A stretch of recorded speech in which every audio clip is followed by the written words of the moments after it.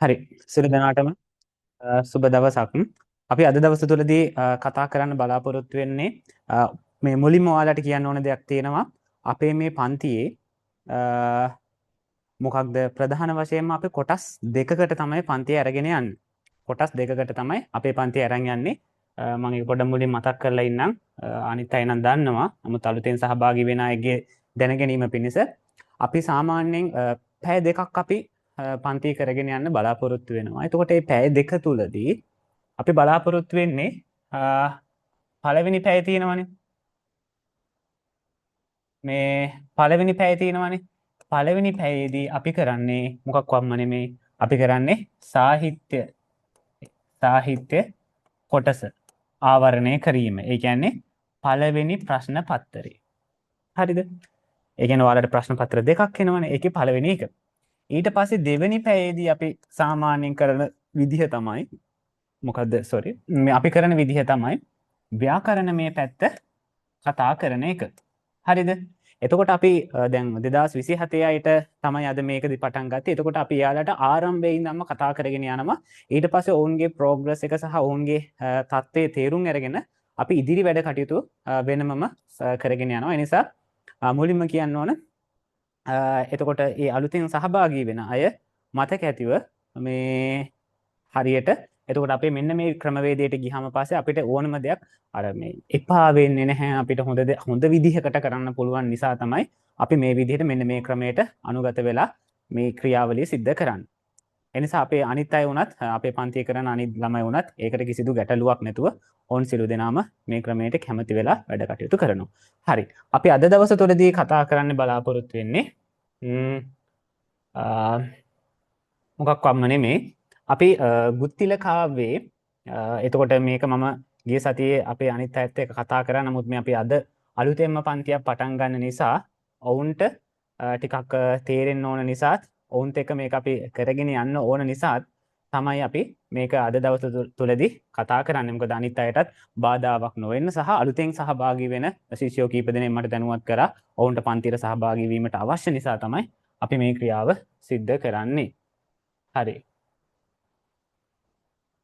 එතකොට අපි මුලින්ම ගමු. දැන් ඔයාලා දන්නවා ගුත්තිල කාව්‍ය කියලා ඔයාලට පොතක් තියෙනවා. එතකොට ගුත්තිල කාව්‍යයේ කර්තෘවරයා පිළිබඳව මම ඉදිරියේදී කතා කරනවා. ඒක වෙනමම අරගෙන. එතකොට ඒ සමස්ත සන්දර්භේ නමුත් ඔයාලා එක දෙයක් මතක තබා ගන්න ඕන දෙයක් තියෙනවා. ගුත්තිල කාව්‍ය කියන කෘතිය රචනා කරන්නේ වැත්තෑවේ කියන හාමුදුරුවෝ.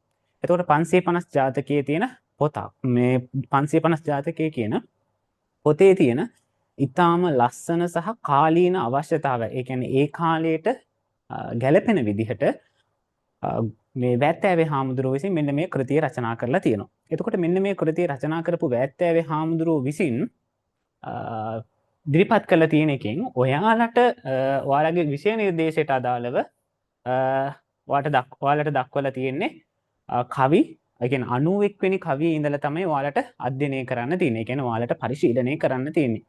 හුරු වෙන්න තියෙන්නේ. එතකොට ඔයාලා එතන ඉඳන්ම දැන් ඔයාලා දැන් මේ වෙනකොට මම දන්නවා 2027 බැච් එකේ අය හින්දා ඔයාලට යම්කිසි අවබෝධයක් තියෙන්න ඕන පේපර් එක පිළිබඳව. ඒ කියන්නේ ප්‍රශ්න පත්‍රය පිළිබඳව. ඒ ප්‍රශ්න පත්‍රයේ පැහැදිලි ලෙසම කවියක් දීලා ඒ කවිය සමහර විට වචනයක් දීලා ඒ වචනේ විවරණය කරන්න කියලා අහනවා. එතකොට මෙහෙම අර ප්‍රශ්න ලකුණු 40ක් ගන්න පුළුවන් කොටස තියෙනවනේ. එතකොට ඒකිනුත් ඔයාලගේ ප්‍රශ්නයක් එනවා. එතකොට ඒ ඌ වගේ කොටසට තමයි සාමාන්‍ය ඌ කොටසට තමයි මේක බොහෝ දුරට එන්නේ. එතකොට ඒ ආවට පස්සේ ඔයාලට ඒක ලියන්න සිද්ධ වෙනවා. මේ එතකොට මේ විදිහට ගත්තට පස්සේ මෙන්න මේකේ පළවෙනි එක තමයි පළවෙනි 91 වෙනි කවිය තමයි ඉසුරෙන් ඉඳුරුපුර පසු කරන සව් සිරිබර බරණස් නම් පවර පුරෙක් විය දම් දෙවි පුවතර කියන මෙන්න මේ කවිය.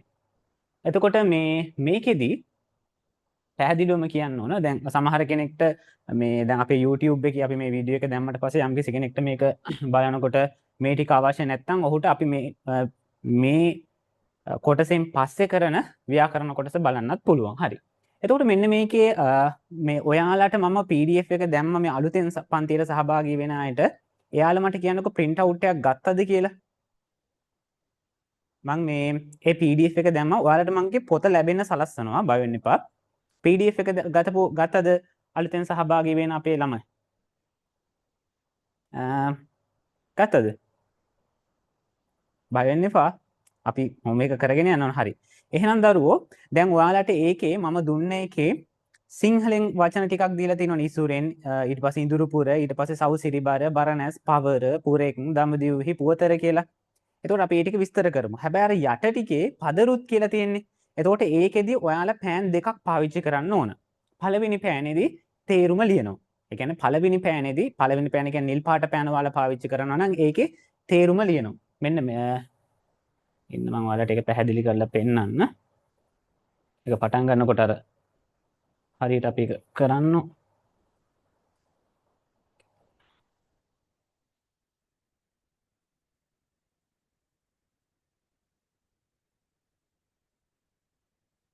හරිද?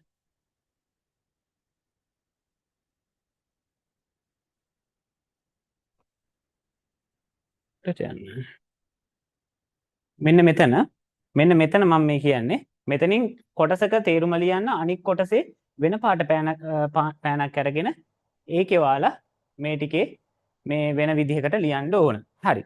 අපි ඉස්සල්ලාම මේකේ තේරුම ලියාගෙන ඉමු. හරිද? එතකොට මේකේ තේරුම ලියාගත්තට පස්සේ තමයි ඔයාලට මේක පොඩ්ඩක් විස්තර කරනකොට ඒක පැහැදිලි වෙන්නේ. පළවෙනියටම ලියාගන්න මෙහෙම. ඒ කියන්නේ ඉසුරෙන් ඉඳුරුපුර කියන මෙන්න මේකේ තේරුම හරි මෙන්න මේ කවියේ හරිද? ඉසුරෙන් ඉඳුරුපුර කියන මෙන්න මේ කවියේ තේරුම ලියා ගන්න මුලින්ම සියලු සැප සම්පත් වලින් ශක්‍රයාගේ පුරය පසු කරන සියලු සැප සම්පත් වලින් ශක්‍රයාගේ පුරය පසු කරන මේ 91 වෙනි කවියට අදාළ තේරුම තමයි අපි මේ ලියාගන්නේ. පසු කරන සියලු සැප සම්පත් ගැවසීගත් සියලු සැප සම්පත් ගැවසීගත් උතුම්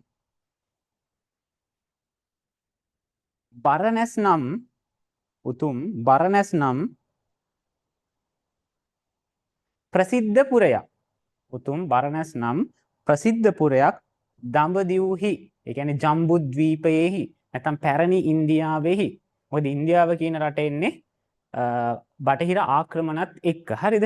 එතකොට ඉන්දියාව කියලා රටක් ඒ කාලේ තිබ්බේ නැහැ. හරිද? මේ අද තියෙන ඉන්දියාවෙන් එදා දඹදිව මනින්නත් අපිට බෑ. හරිද? ඒක වෙනම කතාවක් තියෙනවා. අපි ඒක පස්සේ ඒක විස්තර කරගමු වෙලාවක් තිබ්බහම. දඹදිව විය. හරි. එතකොට මෙන්න මේක අපිට ඉස්සරහම දැක ගන්න ඕන දෙයක් තමයි ඉසුරෙන් කියලා කියන්නේ සම්පත් වලින්, සැප සම්පත් වලින්.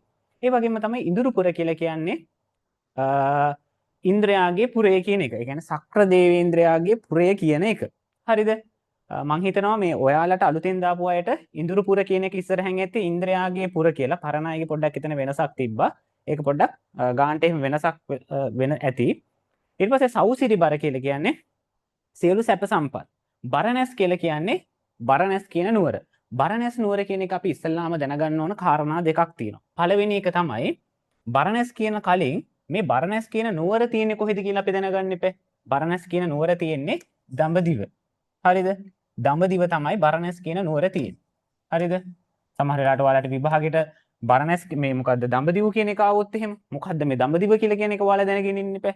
දඹදිව කියලා කියන්නේ අපිට අල්ලපු රට. අපේ ආසන්න රට. හැබැයි ඒක අද තියෙන ඉන්දියාව නෙවෙයි. ඒට හේතුව මොකද්ද?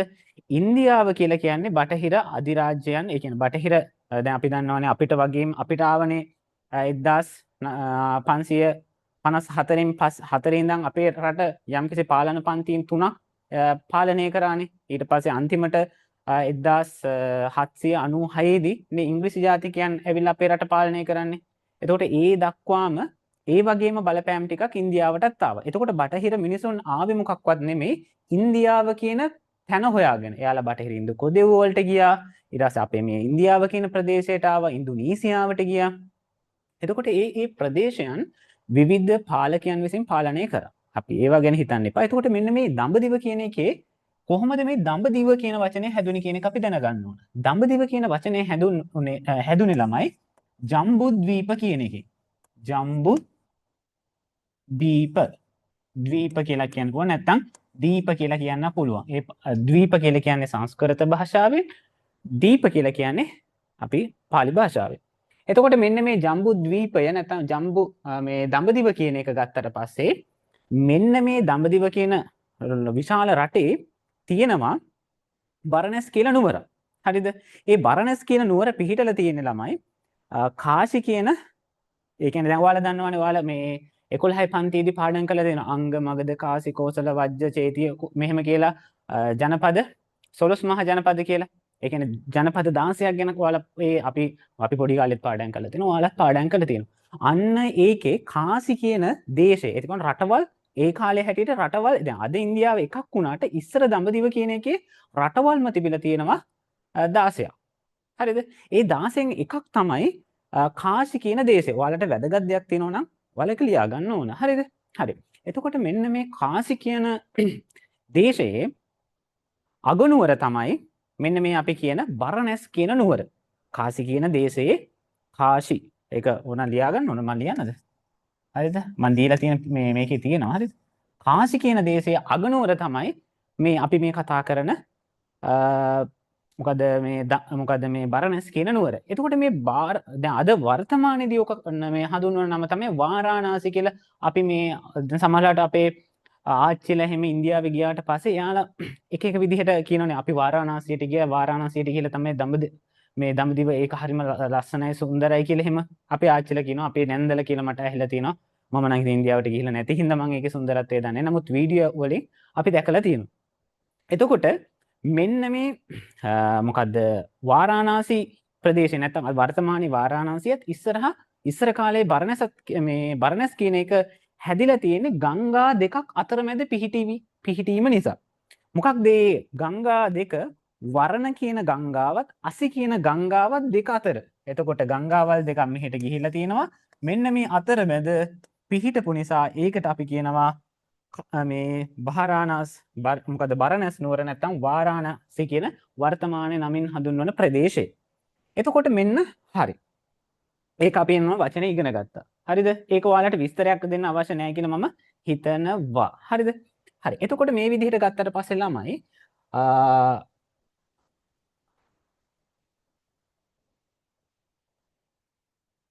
දෙන්න මේකේ මොකක්ද ටච් කියවලත් නෑ.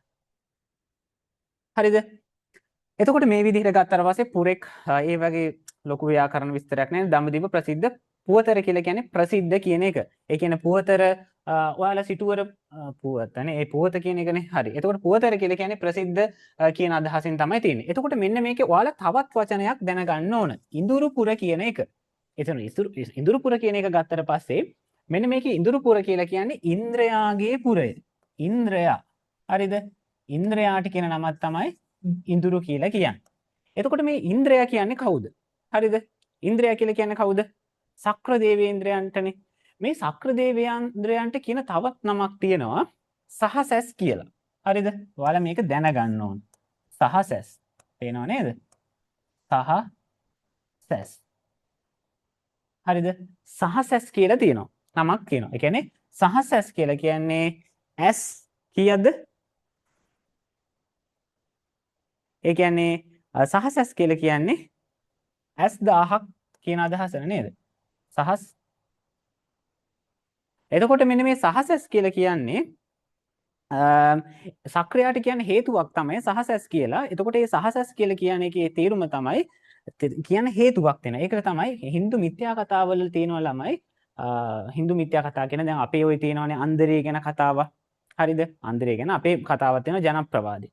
ඒ වගේම තමයි දැන් හිතන්නකෝ දුටුගැමුණු රජතුමා පිළිබඳව වුණත් අපේ මිනිසුන් අතර අපේ විශ්වාසයක් තියෙනවානේ මෙන්න මේ දුටුගැමුණු රජතුමා මෙන්න මෙහෙම කෙනෙක් කියලා. ඒ කියන්නේ මහා වංශය ආදී දේවල් වලට අමතරව පරිබාහිරව. එතකොට මෙන්න මෙයාලගේ මේ පුරාණ කතා තියෙනවා. පුරාණ කියලා මොකද ගරුඩ පුරාණේ, ඔන්නෝම විෂ්ණු පුරාණේ ඕ වගේ ඒවා තියෙනවා. එතකොට මෙන්න මේ වගේ කෘතිවලදී ඉන්ද්‍රයා ඇතුළු මේ අයට සහසැස් කියලා කියන්නේ ඇයි කියන එක විස්තර කරලා තියෙනවා. සහසැස් කියලා කියන්නේ මොකක්ද? ගෞතම කියලා මේ බුදුරජාණන් වහන්සේ නෙමෙයි. ගෞතම කියලා ඍෂිවරයෙක් ඉන්නවා. ඍෂිවරයෙක් කියලා කියන්නේ එයාලා ඍෂි ධර්මයන්, ඒ කියන්නේ බ්‍රාහ්මණ සමාජයට අදාළව අපි තාපස කියලා හිතනකො තාපස කියලා කියන්නේ බමුණෝ නෙමෙයි. හොඳේ. නමුත් අර අපි තේරුම් ගන්න පහසුවට අපි තේරුම් ගමුකෝ. ඒ කියන්නේ වර්තමාන ලංකාවේ හාමුදුරුවෝ වගේ ඒ වගේ ඒ කාලෙත් ආගමික කටයුතු සිද්ධ කරපු අය තමයි අපි මොකද්ද ඍෂිවරයෙක් ඉන්දියා. එතකොට මේ ඍෂිවරයාගේ නම තමයි ගෞතම කියලා කියන්නේ. එතකොට එන්නේ ගෞතම ඍෂිවරයාට ඉන්දියා භාර්යාවක්. ඒ කියන්නේ ඒ කාලේ මේ මහාන වෙලා ඉඳපු අයට මේ මොකද්ද අපිට අහන්න පුළුවන් ප්‍රශ්න ඒ කාලේ මහාන වෙලා ඉඳපු අයට මොකද්ද භාර්යාවන් ඉඳිද? ඔව් භාර්යාවන් ඉන්දියා. එතකොට ඒ ඉඳපු භාර්යාවගේ නම තමයි අහල්යා කියලා කියන්නේ. අහල්යා. මෙන්න මේ නම. හරිද? අහල්යා. අහල්යා. හරි ලස්සන නමක් නේද? එතකොට මේ ගෞතම ඍෂිවරයාට ඉන්දියා අහල්යා කියලා භාර්යාවක් මොකද්ද වෙන්නේ? මෙන්න මේ කියන අහල්යාවත් ඉන්ද්‍ර දෙවියත් අතර පොඩි සම්බන්ධයක් තියෙනවා. ඔන්න විවාහ වෙලා ඉන්නේ. අහල්යායි ඉන්ද්‍ර දෙවියෝයි දෙන්න එකට එකතු වෙනවා. එකතු වෙනවා කියන එක දන්නවනේ නේද? දෙදෙනා අර මේ අනියම් ප්‍රේම සම්බන්ධතාවයක් පවත්වාගෙන යනවා. හරිද? ඒ මොකද්ද කියන එක ආය අහන්න එපා. ඒක නොදන්නවනම් ඔයාලා මට ඒක උගන්වයි. හරිද? එතකොට මෙන්න මේ අහල්යාව සහ ඉන්ද්‍ර දෙවියන් අතර අනියම් සම්බන්ධතාවයක් තිබුණාට පස්සේ මේක දැනගන්නවා කවුද?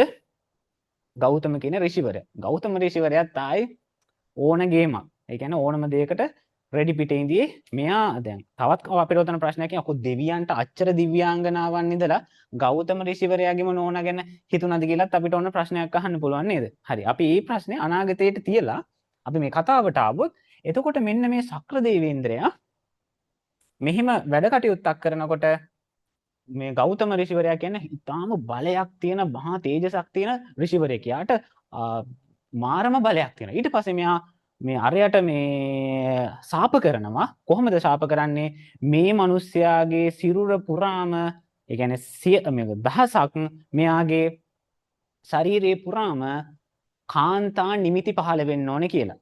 කාන්තා නිමිති කියලා කියන්නේ කාන්තාවටම අනන්‍ය වූ මේ ස්වභාවය. පුරුෂ නිමිති කියලා කියන්නේ පුරුෂයාටම අනන්‍ය වූ දේවල්. ඒ කියන්නේ මොකද්ද? පුරුෂයෙක් ලෙස හඳුනගන්නේ එයාගේ ලිංගය කියන එක අනුවනේ. එතකොට ඒ වගේම කාන්තාවක් කියලා හඳුනගන්නේ මොකද්ද? එයාගේ ඒ අපි යෝනි හරි මොන හරි කියලා කියමුකෝ. අන්න ඒක අනුවනේ. එතකොට මෙන්න මේ වගේ ඉන්ද්‍ර දෙවියන්ට ශාප කරනවා මේ කවුද? ගෞතම කියන ඍෂිවරයා මෙයාගේ ශාරීරිය පුරාම යෝනි පහළ වෙන්න කියලා. නැත්තම් කාන්තා නිමිති පහළ වෙන්න කියලා. යස වැඩේනේ. ඔයාලා හිතනවාද ඒ කිව්ව ගමන් වුණා කියලා? ඔව් ඒ කිව්ව ගමන්ම ඒ දේ වුණා. එයාගේ ශාපේ ප්‍රබලයි. ඒ කියන්නේ එයා ඊටාම ගුණවත් තපෝවත් ඒ කියන්නේ ඊටාම ප්‍රමුඛ පෙළේ මේ ඍෂිවරයෙක්. ඊට පස්සේ වෙන්නේ මොකද්ද? දැන් ඉන්ද්‍ර දෙවියන්ට කොහෙවත් යන්න බෑනේ. එතකොට එයාගේ සුදම් සභාව වුණත් යකෝ මේ මිනිස්යාගේ ශාරීරිය පුරා මිනිස්යන්ගේ නිමිති තියනවා කියලා මොකද්ද වෙන්නේ? යාට ඉතින් වැඩි අවුල්. ඉතින් අපිට උනත් හිතන්නකෝ අපේ ශරීරයේ පුරා කාන්තා නිමිති තිබ්බොත් එහෙම මොන වගේ වෙයිද කියලා. අන්න ඒ වගේ මෙයාටත් වෙන්නේ මොකද්ද? අන්න එහෙම ගැටලුවකට යා මුහුණ දෙනවා. එතකොට එයා කරන්නේ මොකද්ද? ආයිත් ඇවිල්ලා අනේ මගේ අතින් වැරද්දක් වුණා. මම ඔයාගේ නෝනත් එක්ක මෙහෙම දෙයක් සිද්ධ කරා. මට සමා වෙන්න කියලා මෙන්න මේ දෙවියෝ, ඒ කියන්නේ දෙවියන්ගේ දෙවියෝ නැත්නම් දෙවියන්ගේ රජු ඇවිල්ලා ආයාචනා කරා. හරිද? එතකොට මෙහෙම ඇවිල්ලා මේ විදිහට මෙයාලා මොකද්ද මේ දෙන්න එකඟතාවයකට ආවට පස්සේ මෙයා ප්‍රාර්ථනා කරනවා මෙයාගේ මේ ශරීරයේ තිබෙනා වූ කාන්තා නිමිත්ත, ඒ කියන්නේ කාන්තා නිමිති ප්‍රමාණය විශාල ප්‍රමාණයක් තියෙනවානේ. ඒ ටික නැති වෙලා ඇස් ටිකක් හම්බ වෙන්න කියලා. අන්න ඒ නිසා තමයි ළමයි එයාට වෙන නමක් තමයි නැත්තම් දාන්න වෙන්නේ නේද? ඇස් නෙමෙයිනේ. එතකොට එහෙනම් මොකක් හරි යෝනි හරි මොකක් හරි ලිංග හරි මොකක් හරි. එතකොට මෙන්න මේ නිසා මෙයාට කියනවා සහසැස් කියලා. හරි. ඒක හරි. එතකොට මේ විදිහට ගත්තට පස්සේ ඉඳුරුපුර කියලා කියන්නේ ඉන්ද්‍රයාගේ පුර සැප සම්පත් කියලා කියන්නේ සියලුම සැප සම්පත් වලින් ඉන්ද්‍රයාගේ පුර පරයනවා. එතකොට මෙන්න මෙතනදී අපිට කියන කාරණාව තමයි මෙන්න මේ කවියා කවුද? වැත්තෑවේ හාමුදුරුවෝ අපිට පැහැදිලි කරලා දෙනවා සක්‍රයාගේ පුරේ තමයි දිව්‍ය ලෝකේ. ඒකෙත් හොඳම මේ රජු ඉන්නේ කොහෙද? රජුගේ පුරේ. එතකොට රජතුමා තමයි සියල්ලන්ගේම ප්‍රධානය. එතකොට හැම සැප සම්පතක්ම තියෙන උන රජතුමා ඉන්න එකටනේ. එතකොට ඒකේ තියෙන සැප සම්පතුත් පරයලා යන, පරාජය කරන ඒවත් මේ පැත්තකට දාන්න පුළුවන් ඒවටත් වැඩිය ඉතා ඉහළ සැප සම්පත් වලින් පිරිච්ච පුරයක් තමයි මෙන්න මේ දඹදිව තියෙනා වූ කොහෙද? බරණැස් කියන නුවර. හරිද? මේ කවිය හරිය කාව්‍ය සංකල්පනාවක් මවනවා. එතකොට මේවෙන් අපිට මහා ලොකු මේවා ඇවිල්ලා අර මේ සංස්කෘත භාෂාව ඇතුළු වෙනත් භාෂාවන් වල විස්තර කරලා තියෙන දේවල් තමයි ඒ විදිහටම අපිට ගෙනහැල්ලා තියෙන්නේ. ඒ කියන්නේ දෙවියන් ඕවා ඒ කියන්නේ අපිට අලුත් ඒ කියන්නේ අපේට අනන්‍යතාවයක් නැහැ. නමුත් මේකෙදී මෙයා පැහැදිලිවම තමන්ගේ කාව්‍ය තුලදී අතිශයෝක්තියෙන් වර්ණනා කිරීමක් සිද්ධ කරනවා. මොකද අතිශයෝක්තියෙන් වර්ණනා කරනවා කියලා කියන්නේ ඒ කියන්නේ එයා කරන්නේ මොකක්වත් නෙමේ මේකෙදී මොකද්ද මේ තියෙන දෙයක් එහාට ගිහිල්ලා වර්ණනා කරන එක. ඒකට තමයි අතිශයෝක්තියෙන් යම් කිසි දෙයක් කියනවා ප්‍රකාශ කරනවායි කියලා කියන්නේ. මොකද්ද අතිශයෝක්තිය සහ තියෙන සීමාවෙන් එහාට ගිහිල්ලා යමක් ප්‍රකාශ කරනවායි කියලා කියන්නේ. ඒ කියන්නේ ළමයි අපි දැන් මෙතනදී දැනගන්න ඕන වචන දෙකක් තියෙනවා. පළවෙනි එක තමයි මහපියුම් විරිත සහ අතිශයෝක්ති කියන එක. මහපියුම් විරිත කියලා කියන්නේ විරිතක්. ඒක ශබ්දයත් එක්ක සම්බන්ධ වෙන දෙයක්. අතිශයෝක්තිය කියලා කියන්නේ අලංකාරය. අලංකාරය කියලා කියන්නේ අර්ථයත් එක්ක සම්බන්ධ වෙන දෙයක්. හරි කොහොමද මේ දේ වෙනස් වෙන්නේ කියලා මම ඔයාලට දැන් පැහැදිලි කරන්නම්. එතකොට කොහොමද ඒක වෙන්නේ? හරිද? ඉස්සලාම අපි මහපියුම් විරිත කියන එක ගැන පැහැදිලි කරගන්න ඕන. මම මුලින්ම ඔයාලට කියන්න ඕන දෙයක් තමයි මම දැන් මේක අධ්‍යයනය කරනකොට මම ඇත්තටම හෙව්වා මහපියුම් විරිත කියලා කියන එක කොහෙන්ද අපිට ආවේ කියන එක පිළිබඳව. එතකොට මම කියව පොත් කිහිපයක් තියෙනවා ඔයාලා දන්නවා. සියබස් ලකර කියලා පොතක් තියෙනවා.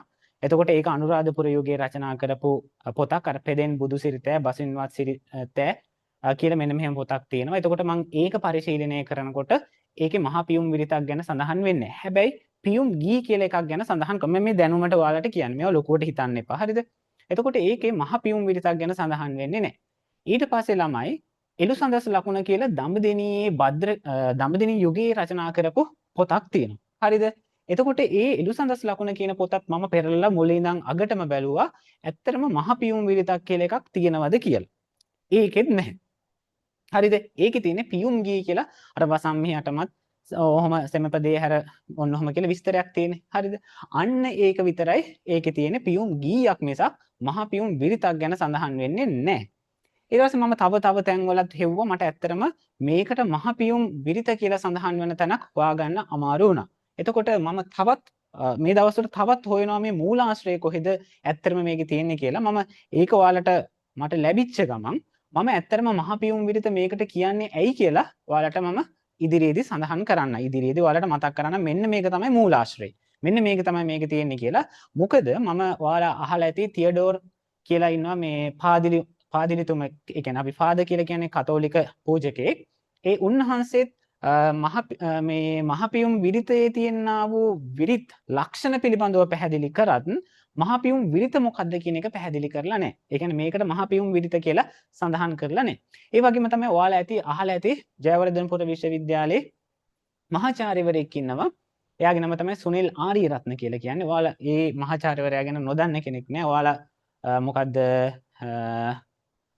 කවුද මේ අර මේ බොහෝ රජ කතා දැන් මේ ළඟදී කඳ කුමාර මම හිතන්නේ නම ස්කන්ධ මේ කතරගම දෙවියෝ ගැන මේ චිත්‍රපටියක් එහෙම කරේ ඒ මහාචාර්යතුමා. ඊට පස්සේ මොකද්ද මේ පත්තිනි මෑණියෝ ගැන කරේ එතුමා තමයි ඒක සිද්ධ කරේ. එතකොට එතුමාගේ පොතක් තියෙනවා නූතන කාව්‍ය සංහිතා මගේ මතකේ නිවැරදි නම්. එතකොට අන්නේ පොතෙත් මේ මොකද විරිත ගැන තියෙනවා. විරිත ගැන විස්තර කරලා තියෙනවා. නමුත් ඒකෙදි ඒකට මහපියුම් විරිත කියනවා කියලා කොහෙවත් නැහැ. ඒතකොට මම ඔහොම කීප තැනකම සිද්ධාර්ථ සංගරාවත් ඇතුළු හැම තැනම බැලුවා.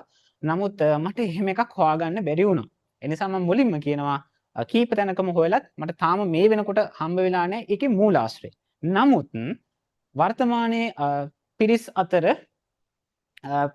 ප්‍රසිද්ධ මොකද්ද විරිතක් තමයි මහා පියුම් විරිත කියලා කියන්නේ. එතකොට මේ මහා පියුම් විරිත ගැන සඳහන් කරනකොට ඒක අපි කාරණා තුනක් දැනගන්න ඕනේ. එකක් තමයි සිව්පදයක් කියලා කියන්නේ මොකද්ද? නැත්නම් අපි මොකක්ද කවියක අපි දන්නවනේ එලි සමය කියලා තියෙනවා කියලා.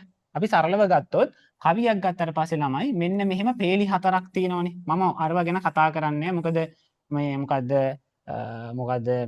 මොකද විෂම පාද සමපාද ඌව ගැන කතා කරන්නේ නැහැ. හොඳේ. ඒවා අපිට හරි නිකන් නීරසයින. ඒ කියන්නේ අපි හරියට දන්නේ නැති වුණාන් පස්සේ අපිට එපා වෙනවා ආරම්භයෙන්. හොඳේ. අපි ඒක ඉදිරියේදී ඒව ගැන කතා කරමු.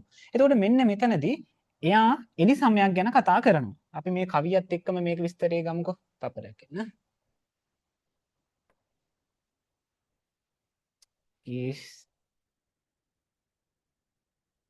හරිද? මෙන්න මේ කවිය දිහා බලන්නකෝ. හරිද? මේ කවිය දිහා බැලුවට පස්සේ ඔයාලට ඒක තේරුම් ගන්න පුළුවන්. මෙන්න මේ කවියේ තියෙනවා එලි සමයක් කියලා. හරිද?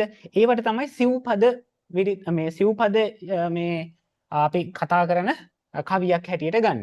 එතකොට මේ පාද හතරෙම එලි සමයක් කියලා කියන්නේ මෙන්න මේක. හරිද? ඒක පේන්නේ නැති. මෙන්න මේ තියෙන්නේ ර අකුර මෙතන තියෙනවා. මෙතනත් ර තියෙනවා. මෙතනත් ර තියෙනවා. මෙතනත් තියෙනවා. එතකොට එලි සමය කියලා කියන්නේ ඒකට. අපි අදට එලි සමය ගැන ඉගෙන ගමු. අනාගතයේදී එලිවැට ආදී දේවල් ගැනත් ඉගෙන ගමු. එතකොට මෙන්න මේ එලි සමය කියලා කියන්නේ සිව්පදයක්. සිව්පදයක් කියන්නේ පාද හතරක්. නැත්තම් පේලි හතරක්. මේ තියෙන්නේ පළවෙනි පේලිය, දෙවෙනි පේලිය, තුන්වෙනි පේලිය, හතරවෙනි පේලිය කියලා පේලි හතරක් තියෙන කවියක හැම කවියකම අග සමාන අකුරක් තියෙන්න ඕන. හරිද? අවසානයේ අන්තයේ කෙලවර මෙතින් ර කියලා. ඒකට අපි කියනවා එලි සමය කියලා. එතකොට මෙන්න මෙහෙම එලි සමයක් තියෙන කවියක හරිද? තියෙන්න ඕන එකක් තමයි මෙන්න මේ පේලියෙන් පළවෙනි පේලිය තියෙනවනේ. මේක දෙවෙනි පේලිය. හරිද? මේක තුන්වෙනි පේලිය. මේක ඇවිල්ලා හතරවෙනි පේලිය. මෙන්න මෙහෙම 1 2 3 4 කියන මෙන්න මේ පේලි වලින් පළවෙනි පේලියේ තියෙන්න ඕන මාත්‍රාවන්. මාත්‍රාවක් කියන්නේ මොකද්ද කියලා ඉස්සෙල්ලා ඊට පස්සේ ඉගෙන ගන්න එපා. මාත්‍රාවක් කියන්නේ මොකද්ද? ළමයි දන්නවද?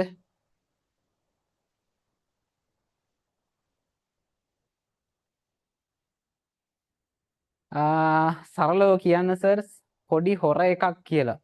ඒ කියන්නේ හොර එකක් කියලා අදහස් කරේ මේ මොකද මහා පියුම් විරිත කියන එක දරුවෝ. ලක්ෂිත ඒක දාන්න මම එතකොට ඒක විස්තර කරන්නම්. හරිද? ඒ කියන්නේ මේ ඒක ගැහුවනම් මෙහෙමයි. මේ ලෝකයේ මොකද්ද දැන් අපි දන්නවා සංස්කෘතයේ තියෙන මේ මොකද්ද විරිත් වෘත්ත ඒ තියෙන වෘත්ත අපේ සිංහලේ තියෙනවා විරිත් කියලා. ඒ කියන්නේ වෘත්ත කියන වචනයෙන් තමයි විරිත් කියලා හැදිලා තියෙන්නේ. ඔච්චර හිතන්න එපා. හොඳේ. එතකොට මේවා ගත්තට පස්සේ මේ කොහෙවත් ඒ කියන්නේ එකම වෘත්තයක් විතරක් තියෙනවා කියලා කියන්න බෑ. මේ ලෝකයේ 100,000ක් වෘත්ත තියෙනවා. ඒ කියන්නේ විරිත් තියෙනවා. හරිද? ඒ 100,000ක් විරිත් අතර කීපයක් මගේ ඉන්ටර්නෙට් කනෙක්ෂන් එකේ අවුලක් තියෙනවා. තප්පරයක් කොහොම ඉන්න.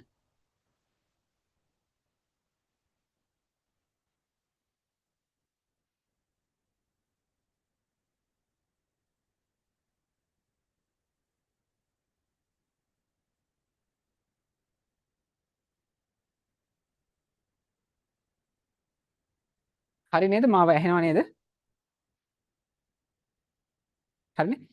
නෑ ඉන්ද්‍රයා ගැන. හරි. මේ මොකද්ද? ඔව්. මේ කවුද මේ ලක්ෂිත කිව්ව එක හරි. මොකද්ද මේ ඉන්ද්‍රයා ඒ දෙන්නගේ අහල්ලයා කියන දෙන්න ඉතින් ඇවිල්ලා මේ අහල්ලයා සහ ඉන්ද්‍ර කියන්නේ හොර එකක් තමයි. හරි. මුල මේකටත් හිතෙන දේවල් දෙන්න ඕන.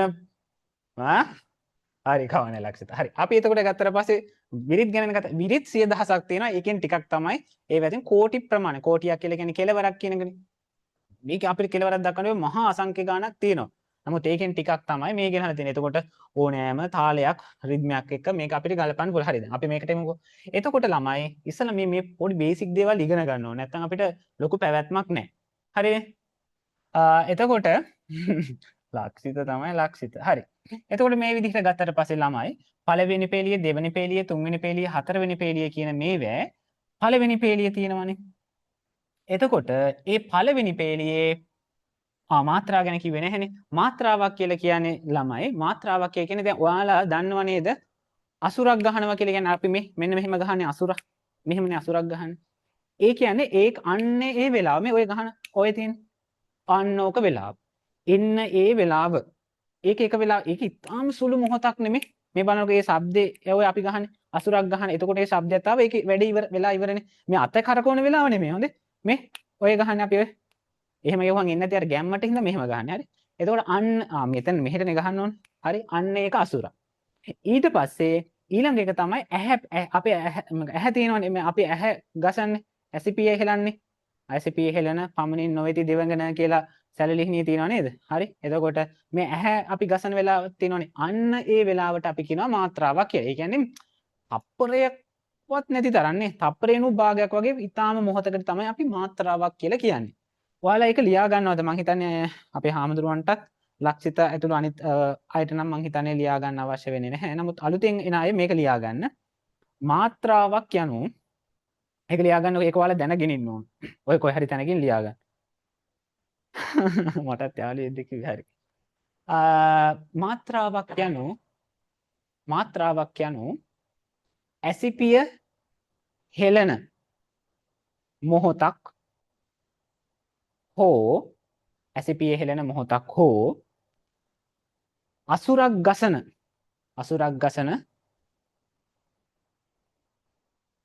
අසුරක් ගසන වේලාව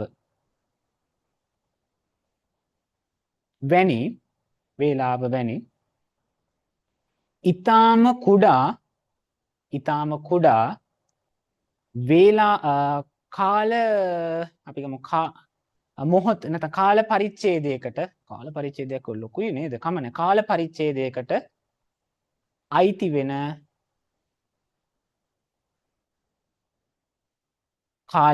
කාල පරිච්ඡේදයකට අයිති වෙන කාලයකි. හරිනේ. එතකොට ඔන්න මාත්‍රාවක් කියන්නේ මොකක්ද කියලා දන්නවා. අද මම හිතන්නේ සමහර අය අද වෙන්නත් පුළුවන් ඒක අහලා තියෙනවා. මොකද මේවා අපිට විස්තර කරන්න ආවොත් ළමයි මොකද මහපියුම් විරිත කියන්නේ මොකක්ද කියලා කියද. මේ ගුත්තිල කාව්‍යයේ ගොඩාක් තැන්වල තියෙන මහපියුම් විරිත. එතකොට මහපියුම් විරිත මෙහෙමයි කියලා අපි කියන්නේ යොතේ මහපියුම් විරිතේ විරිත කියන්නේ මොකක්ද කියනත් අපිට මාත්‍රා කියන එක කියන්න එපා. ඒතර මාත්‍රාවක් කියන්නේ ඔන්න අපි අද අහගත්තා. සමහරට ඔයාලා මීට කලින් දන්නවත් ඇති. කොයිද ඉතින් කතා කරන්නේ නැහනේ. බයයිනේ. ඒ නිසා මං හිතන්නේ මට බය හින්දා තමයි කතා කරන්නේ නැහැ කියලා. හරිද? හරි. හරි එතකොට මේ විදිහට ගත්තට පස්සේ ළමයි මෙන්න මේකේ පළවෙනි එක තියෙනවානේ. එතකොට මේකෙදි මෙන්න මේකට මාත්‍රා එන්න ඕන 9ක්. හරිද? අපි බලමු මාත්‍රාවක් එන්නේ කොහොමද කියලා. මාත්‍රාවක් කියලා කියන්නේ එක මාත්‍රාවක් කියලා කියන්නේ ළමයි අපි රස්ව අකුරු තියෙන්නේ. රස්ව අකුරු කියන්නේ අයන්න, ඊයන්න, උයන්න කියලා. එතකොට මෙන්න මේ අකුරු වලට අපිට මේ වගේ කාලයක් තමයි ගත වෙන්නේ. ඒ වගේම කයන්න හරිද? ඔය වගේ දේවල් අපි ගන්නෙ එක මාත්‍රාවක් හැටියට. දීර්ඝ අකුරු තියෙනවනේ. ආ, ඊ, ඌ වගේ. ඒ කියන්නේ දීර්ඝ කරලා අපි කතා කරන්නේ ආ, ලා ඒ වගේ. ඒතකොට අන්න ඒවට කියනවා මාත්‍රා දෙකක් කියලා. ඒකත් ලියා ගන්නකො. ඒකත් හොඳයි. මාත්‍රා එකක් යනු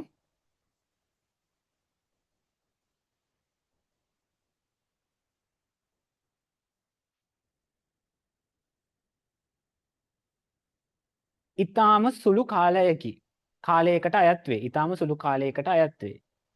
එම මාත්‍රාව මෙන්න මේක පේනව නේද? මෙන්න මෙහෙම දාගන්න හරි. කෙටි ඉරකින් ලකුණු වේ. රස්ව අකුරු මේ සඳහා නිදර්ශන වේ. මෙන්න මේක දාලා මේක හොඳේ. මෙන්න මේක හරි. රස්ව අකුරු මේ සඳහා නිදර්ශන වේ. මේකේ මේ උඩු කුමානේ මේ හොඳේ. මේ යට මේ ලියුව ඊර හොඳේ. නැත්නම් පිස්සු කෙලිය අපේ ළමයි. හරිද? රස්ව අකුරු මේ සඳහා නිදර්ශන වේ. හරි. එතකොට දීර්ඝයක් කියලා කියන්නේ මාත්‍රා දෙකක්නේ. එතකොට ඒකත් ලියන්න. මාත්‍රා දෙකක් ගුරක් ලෙස ගැනේ. මාත්‍රා දෙකක් ගුරක් ලෙස ගැනේ. හරිද?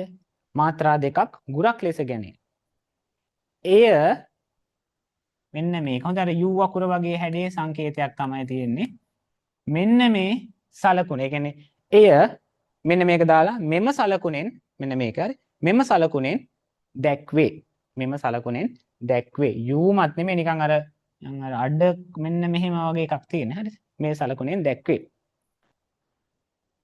මාත්‍රා ඊට පස්සේ ඊටු ටික ලියන්න. මාත්‍රා එකක් ලඝුවක් ලෙසද මාත්‍රා දෙකක් ගුරක් ලෙසද හැඳින්වේ. ඊට පස්සේ ලියා ගන්න ස්වරයකට පසු ඇති ස්වරයකට පසු ඇති හල් අකුරු ස්වරයකට පසු ඇති හල් අකුරු මාත්‍රා දෙකක් හෙවත් ගුරක් ලෙස සැලකේ. එතකොට ගුරු කියනකොට දීර්ඝ අකුරුත් තියෙනවා මේ වගේ ආ ඊ වගේවත් තියෙනවා. ඒ වගේම තමයි මොකද්ද අපි හිමු අක්කා කියලා. මෙතන තියෙන ගුරු දෙකක්. හරිද? අක්කා කියලා කියන්නේ ගුරු දෙකක්. හරි. එතන මම අද මේ ඔයාලට මේ මොකද්ද සගණය ගැන එහෙම කතා කරන්නේ නැහැ. මොකද අර මේ වායු ගණයේ ඔය වගේ දේවල් ගැන කතා කරන්නේ මේ එතකොට සර් ස්ක්‍රීන් එක පේන්නේ නෑනි. පේන්නේ නෑ නේ? පේනව නේද? රක්ෂිතට පේනව නේද? දහර හරි පේනවනේ. හරි. එතකොට අක්කා කියනකොට එතකොට එන්නේ ගුරු දෙකක්. හරි. අපි දැන් ඔය ටික අමතක කරමු. දැන් අපි යන්න ඕන අපේ මාතෘකාවට. එතකොට මේ විදිහට ගත්තට පස්සේ ළමයි මහ පියුම් විරිත ගත්තට පස්සේ මෙතන තියෙනවා ඔන්න ඔයාලා බලාගන්න ඊයන්න කියන්නේ එකක්, දෙකයි. රයන්නයි හල්නයන්නයි දෙකක්. හරිද? එතකොට මේක ගුරක්. 1යි 2යි 3 4 5 6 7 8 9. හරිද? 1 2 3 4 5 6 7 8 9. ආයි මෙතන 9ක් තියෙනවා. මෙතන 1යි 2යි 3යි 4යි 5යි 6යි 7යි 8යි 9යි 10යි 11යි. එතන තියෙනවා මාත්‍රා 11. මෙතන තියෙන 1යි 2යි 3යි 4යි 5යි 6යි 7යි 8යි 9යි. එතන තියෙනවා මාත්‍රා 9. 1යි 2යි 3යි 4යි 5යි 6යි 7යි 8යි 9යි 10යි 11යි 12යි 13යි 14යි. මෙතන තියෙනවා 14. හරිද? එතකොට ළමයි පළවෙනි පේලියේ මාත්‍රා 9ක්ද දෙවෙනි පේලියේ මාත්‍රා 11ක්ද තුන්වෙනි පේලියේ මාත්‍රා 9ක්ද හතරවෙනි පේලියේ 14ක් තියෙනවා නම් මෙන්න මේකට කියනවා මහපියුම් විරිත කියලා. හරිද? මේක ඊටාම වැදගත්. මේක දැනගෙන සිටිය යුතුමයි. මොකද මේ පොත කියවනවා නම් මේ පොතේ හැමතැනම තියෙන්නේ මේක නිසා. මම හිතන්නේ ඒක මොකද්ද කියලා දැන් ඔයාලට පැහැදිලි ඇති කියලා මම හිතනවා. හරි. අපි දැන් මේක උන දැන් ටිකක් වේගෙන් අපි මේක කරගෙන යනවා විස්තරයත් එක්ක. එතකොට ළමයි දැන් අපිට මේකෙදි මේ කාව්‍ය සංකල්පනාව ගැන කතා කරන්න එපා. කාව්‍ය සංකල්පනාව කියන්නේ මොකද්ද? ඒ කියන්නේ ජම්බුද්වීපයේ සකල ජම්බුද්වීපයේම තියෙනවා දඹදිව කියලා. මේ දඹදිව කියන මෙන්න මේ රටේ තියෙනවා මොකක්ද? බරණැස් කියලා නුවරක්. එන්න ඒ බරණැස් කියන නුවර ඉතාමත්ම සෞභාග්‍යමත් පුරයක් කියන එකයි මෙතන මේ කියන්නේ. ඒ කියන්නේ ඒකේ මිනිසුන්ට දුකක් දැනෙන්නේ නැහැ. කම් කටොල්ලක් දැනෙන්නේ නැහැ. මේ මිනිස්සු මාරම සැපයෙන්, මාරම ජවයකින්, මාරම ශක්තියකින්, මාරම දැනීමකින් යුක්ත වෙනවා. දැන් බලන්න අපි අද අපේ ලංකාව ගැන හිතලා අපේ මිනිසුන්ට යන්න වාහන නැහැ. කන්න දේවල් නැහැ. බොන්න වතුර ටික හරියට නැහැ. මිනිස්සු ඊටාම දුක් විඳිනවා. නමුත් මේ බරණැස් කියන පුරය ගත්තට පස්සේ කවියා වර්ණනා කරනවා මේ ලෝකයේ තියෙන දෙයටත් එහා ගිය සැප සම්පත් තියෙන දිව්‍ය ලෝකයක්. ඒ දිව්‍ය ලෝකවල අතරත් ඊටාම සැප සම්පත් තියෙන දිව්‍ය ලෝකයේ රජා ඉන්න දැන් රජෙක් ඉන්නේ සියලුම සැප සම්පත් වලින් ආඩ්‍ය කෙනෙක් හැටියට සියලුම සැප සම්පත් තියෙන කෙනෙක් හැටියටනේ ඕනෑම දෙයක් තියෙන හැටියට දැන් අපේ ලංකාවේ අපි යනකොටයි රටේ ජනාධිපතිතුමාව පාරේ යනකොටයි දෙකක්නේ. එයාට කිසිම අපි ට්‍රැෆික් වල ඉන්න ඕනේ නැහැනේ. ඒ කියන්නේ වාහන තදබදයක් එයාට දැනෙන්නේ නැහැනේ. නමුත් අපිට ඒක දරන්න වෙනවා. නමුත් එතකොට ඒ වගේ මේ දෙවියෝ ඉන්න පුරයත් පහු කරලා යන්න තරම් සැප සම්පත් තියෙන තැනක් හැටියට තමයි කවිය වර්ණනා කරන්නේ මෙන්න මේ කොහෙද බරණැස් කියන නුවර. ඒ කියන්නේ ඊටාම හැම දෙයක්ම තියෙනවා. මිනිසුන්ට අවශ්‍ය සියලුම සැප පහසුකම් තියෙනවා. දැන් අපි රට යන්නේ අපේ අය ඒ රට යන්න හේතුව තමයි ඒ රටවල් වල මෙහෙට වැඩි සැප සම්පත් තියෙනවා. සමහර ලාවට එයාලට හොඳ වාහනයක් ගන්න පුළුවන්, හොඳට ආහාර ටිකක් ගන්න පුළුවන්, එහෙම නැත්නම් වෙන දේවල් ගන්න පුළුවන්. තමන්ට අවශ්‍ය කරන දේවල් තමන් මෙන්න මෙහෙමයි කියලා ප්‍රාර්ථනා කරන්න පුළුවන් කියලා හිතලානේ යන්නේ. ඒක ලැබෙනවද නැද්ද කියන එක වෙනම කතාවක්. හරිද? ඔය යන හැමෝටම අපි මේ හිතාගෙන ඉන්න ගිහිල්ලා හම්බ වෙන දේවලුත් නැහැ. හරිද? ඒක අපි පැත්තකට තියමු. අපි අනාගතය ගැන කතා කරමු. එතකොට මේ විදිහට ගත්තට පස්සේ මෙන්න මේ පුරයක් ගැන තමයි කතා කරන්නේ. ඒකෙන්ද තමයි ඒ වුණාට ළමයි ඕනෑම රටක අපි කොච්චර වර්ණනා කරත් ඒ තියෙන තත්ත්වයේ ගත්තට පස්සේ මෙහෙම ඒව නැහැනේ. ඔය කියන තරම් හැම සැපසම් දැන් ඔය මං ඉස්සලා මේ විස්තර කරපු දේවල් නැහැනේ. අන්න ඒකට තමයි අතිශයෝක්තියක් කියලා කියන්නේ. මොකක්ද? අතිශයෝක්තියක් කියලා කියන්නේ මොකද්ද? අර සාමාන්‍ය තත්වයේ තියෙන දෙයක් තියෙනවනේ ඕනෑම තැනක අපි හිතන්නකෝ මෙන්න මෙහෙම යම් කිසි මට්ටමක තියෙනවා කියලා. හරිද? මෙන්න මෙහෙම මට්ටමක අපි ඉන්න මේක මකමු. ඔයාලට පේන්නේ නැති වෙයි. හරිද?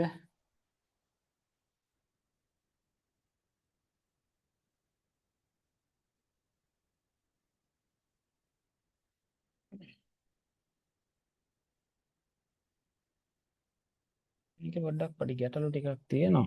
ඒ සේවය තව white board එකේ. හරිද? හරිද? හරි මෙන්න මේක බලන්නකෝ. හරිද? මෙන්න මේකේ ඕනෑම තැනක මෙන්න මෙහෙම මට්ටමක් තියෙනවනේ. ඒක යම් යම් වෙනස් ඇතිව හැම තැනකටම පොදුයිනේ. හැම මිනිස්සෙක්ම මැරෙනවා, හැම මිනිස්සෙක්ම මේ වේදනාවන් දැනෙනවා. කොච්චර හැම අපි ජනාධිපති බැන්දත් ජනාධිපතිටත් අපිට තියෙන උරුම ටික තියෙනවනේ.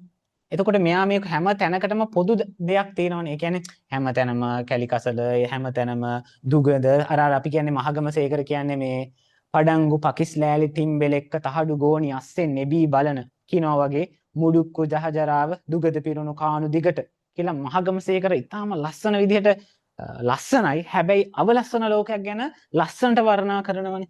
එයාගේ හැකියාව.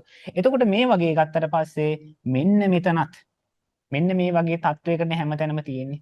ඒ කියන්නේ ඔය කොච්චර කිව්වත් යථාර්ථය ඕක නෙමෙයිනේ. මෙයා මේ කියන විදිහට දිව්‍ය ලෝකේ පරයන සැප සම්පත් නෑනේ.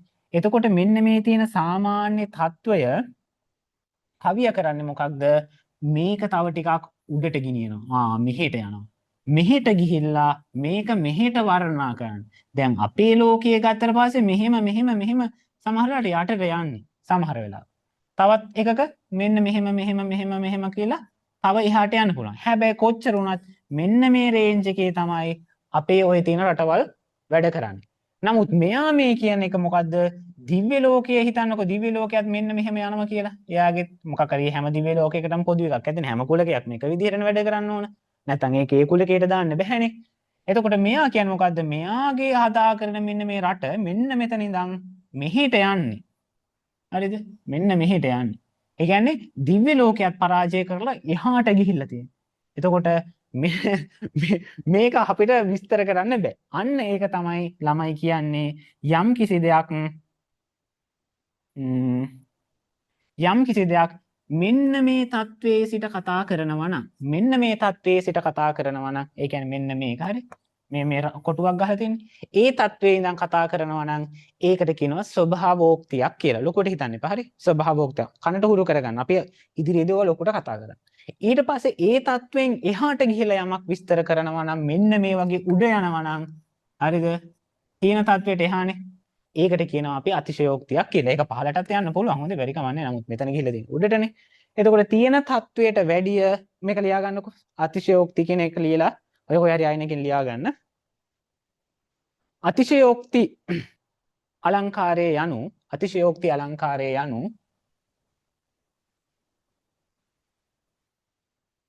අතිශයෝක්ති අලංකාරයේ යනු පවතින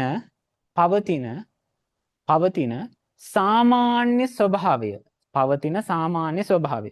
ඒ කියන්නේ අපි මැරෙනවා ඕ වගේ දේවල්. හරි මේක සාමාන්‍ය අපිට ලෝකේ දකින්න තියෙන දේවල්. අපේ දහඩිය මේ දානවා. ඒ වගේම අපිට බඩගින්න ඇති වෙනවා. ඕ වගේ දේවල් සාමාන්‍ය ස්වභාවය. නමුත් ඒ කියන්නේ දුක තියෙනවා මේ පොරේ එහෙම එකක් නෑ.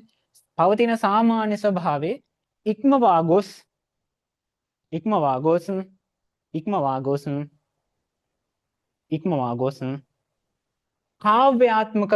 කාව්‍යාත්මක කියලා කියන්නේ කවිවල පද්‍යවලදී හරිද? පද්‍ය විතර නෙමෙයි ගද්‍ය ඕවා ඒ වෙච්චර ඕනේ ඒ වෙතන්න බා. හරිද? කාව්‍යාත්මකව වර්ණනා කරනු ලබන්නා වූ අලංකාරයකි. හරි ලොකුවට හිතන්න එපා. හරි ඔයාගේ මට්ටමට ඉඳගෙන මේ කතා කරන්න. හොඳේ. මෙතන එහා දේවල් තියෙනවා. අලංකාරයකි. හරි ඇති ඒක. හරි ඊළඟ එකට අපි යමු. මේකේ පහලට ගන්නවා කියන එක තරම් අමාරුවක් නෑ. හරි.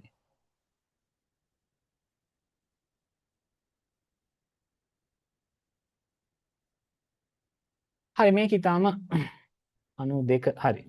මෙන්න මේක ඊටාම ලස්සන කවියක් ළමයි. හරිද? මොකද්ද? දුසිරි නවතාදෝ පිරිතිරෙන ඉසුරටදෝ ඉදිකල මෙන් සොඳෝ බැබලි එපුරෙහි පුවර කලදෝ. මොකද්ද? ඔයාලගේ මේකේ බලා ගන්න. මොකද්ද මේකේ තියෙන්නේ? දුසිරි නවතාදෝ පිරිතිරෙන ඉසුරටදෝ ඉදිකල මෙන් සොඳෝ බැබලි එපුරෙහි පවුරු කලදෝ පවුරු කලදෝ හරිද මෙන්න මේක ගැන තමයි මේකේ කතා කරන්නේ හරිද ඒ කියන්නේ මොකද්ද මෙන්න මේකේ අපිට මෙන්න මේ කවි ඊටාම ලස්සන එකක් ඔයාලා මේක පාඩම් කරගන්නත් අවශ්‍යයි. ඒ කියන්නේ පාඩම් කරගත්තොත් හොඳයි කියලා මම හිතනවා. හරි. මේකේ තේරුම ලියා ගන්න. දුෂ්චරිතේ නවත්තන්නට දෝ දුෂ්චරිතේ නවත්තන්නට දෝ දුෂ්චරිතේ නවත්තන්නට දෝ ඒක තේරුම ලියා ගන්න අර යටින් අර ඉරි ටිකේ හරි. දුෂ්චරිතේ නවත්තන්නට දෝ පිරි ඉතිරි යන සම්පත්තිය නිසාදු සම්පත්තිය නිසාදු සම්පත්තිය නිසාදු සම්පත්තිය නිසාදු ඉදිකරන ලද්දක් මෙන් ඉදිකරන ලද්දක් මෙන් ඉදිකරන ලද්දක් මෙන් ඉදිකරන ලද්දක් මෙන් ඒ නගරයේ ඒ නගරයේ ඒ නගරයේ ඒ නගරයේ සුන්දර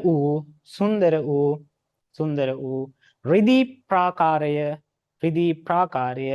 බැබළුනේය මේක තමයි මේ රිදී ප්‍රාකාරය කියලා කියන්නේ මෙන්න මේ කලදෝ පවුර කියලා කියන්නේ යන්නේ. එතකොට ළමයි මේක ඔයාලට පැහැදිලිවම පේන දෙයක් තමයි මේකේ විස්තර කරලා තියෙන්නේ ප්‍රාකාරයේ පිළිබඳව. දැන් තේරුම දන්නවනේ. හරිද? මෙන්න මේකේ අපිට පොඩි වචන දෙයක් මෙන්න මේ හැමතැනම දෝ තමයි පාවිච්චි කරලා තියෙන්නේ. මෙන්න මේ දෝ කියන ටික තමයි පාවිච්චි කරලා තියෙන්නේ. හරිද? ඒ දෝ කියලා ළමයි පාවිච්චි කරන්නේ මේ මොකක්ද? දෝ කියලා මෙන්න මේකේ කියන්නේ ඇත්තටම මෙන්න මේක නිසාද නැත්නම් සැකයක් ප්‍රකාශ කරන්න තමයි දෝ කියන මෙන්න මේ නිපාතේ පාවිච්චි කරලා තියෙන්නේ. ඒ කියන්නේ අවිනිශ්චිතාර්ථයේ දෝ අවිනිශ්චිතාර්ථය කියලා කියන්නේ අවිනිශ්චිත. හරිද? අවිනිශ්චිත කියලා කියන්නේ සැකය කියන එක. එතකොට මෙන්න සැකයක් තමයි ඉදිරිපත් කරන්නේ. මොකද දුසිරි නවතාදු. ඒ කියන්නේ දුෂ්චරිතය නතර කරන්නටද පිරිතිරෙන ඉසුරටද පිරිලා ඉතිරිලා තිබෙන සැප සම්පත් නිසාද ඉදිකල මෙන්සොදු. මෙන්න මේ ඒ කියන්නේ මේ මොකද්ද? මෙන්න මේ දුෂ්චරිතේ නවත්තන්නටද නැත්නම් පිරිලා ඉතිරිලා යන්නා වූ මෙන්න මේ සැප සම්පත්තිය නිසාද මොකද්ද? ඉදිකර ලද්දක් මෙන් ඒ නගරය ඉදිකල මෙන් ඉදිකරන ලද්දක් මෙන් සොඳව කියලා කියන්නේ සුන්දර කියන අදහසනේ. මෙන්න මේ මනා වූ නගරය මේක ඉදිරි කරන ලද්දක්ද කියලා මෙන්න මේ ඒ පුරයෙහි පවුරු කලදෝ පවුරු රිදීමේ ප්‍රාකාරය ඊ타මත්ම බැබළුණා කියලා. මේකේ කාරණා දෙකක් කියනවා ප්‍රධාන වශයෙන්. එකක් තමයි මේ නගරයේ ප්‍රාකාරයේ මේ දැන් ප්‍රාකාරයක් කියන්නේ මෙන්න මෙහෙම යම් කිසි දෙයක් ආවරණය කරන දෙයක්නේ. මේක හිතන්නකෝ මේ මොකද ගෙවල් මේ මොකද රාජමන්දිර ආදී දේවල් තියෙන්නේ කියලා. හරිද? හරිද? එතකොට මේ රජමන්දිර ආදී දේවල් තියෙනකොට මේ ප්‍රාකාරයෙන් සිද්ධ වෙන්නේ ඒක ආවරණය කරන්නනේ. එතකොට මෙතන තියෙනවා එයා යන්න එන්න තැනක්. එතකොට ඒ හැරුණාම මේකේ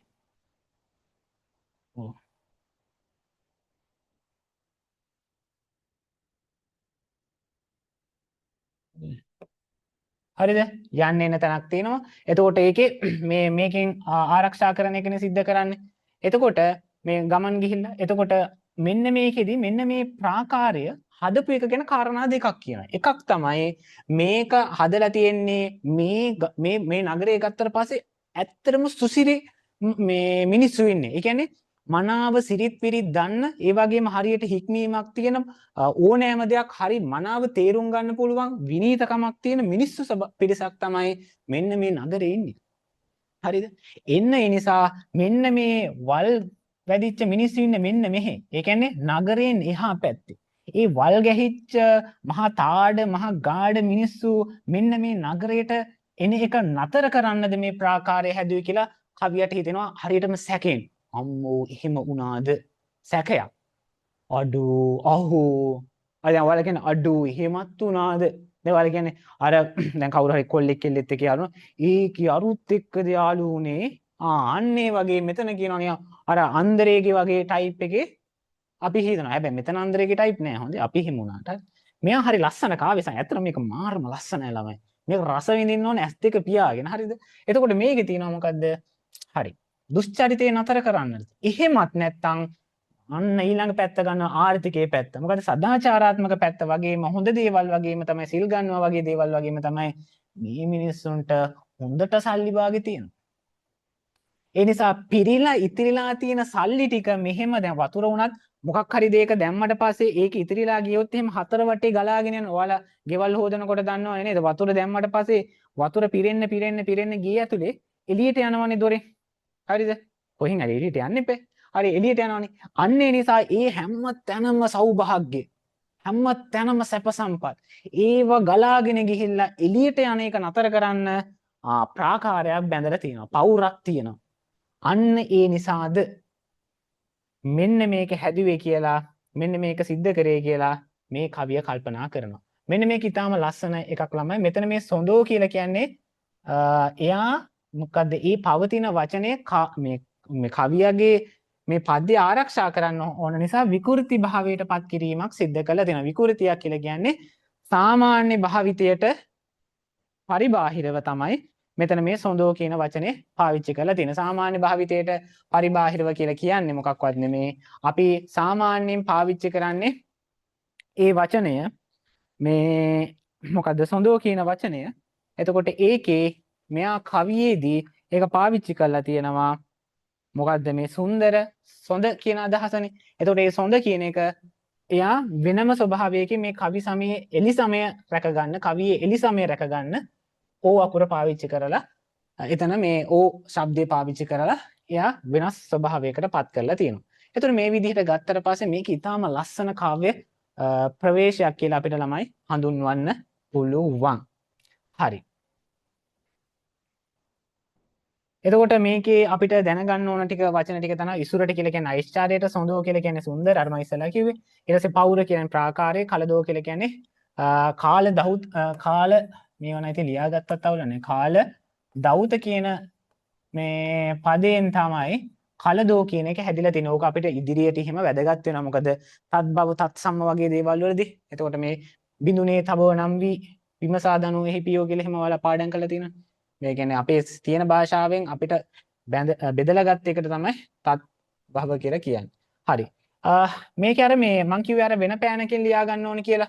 අන්න ඒ ඉතුරු වෙන තැනින් ඒ ටික ලියා ගන්න මෙහෙම. මෙම කවියේ දැන් ඉහත කිව්ව කවියේ මේ අපි අර ලියා ගන්න විස්තරය හරි. මෙම කවියේ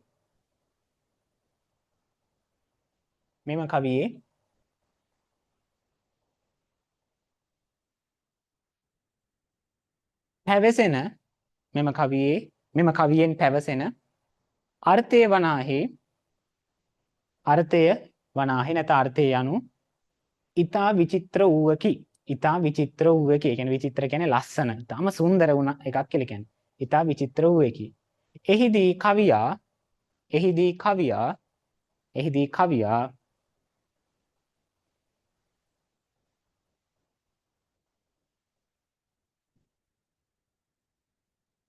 එම පුරයේ නැත්නම් බරණැස් පුරයේ එම පුරයේ සෞභාග්‍ය සහ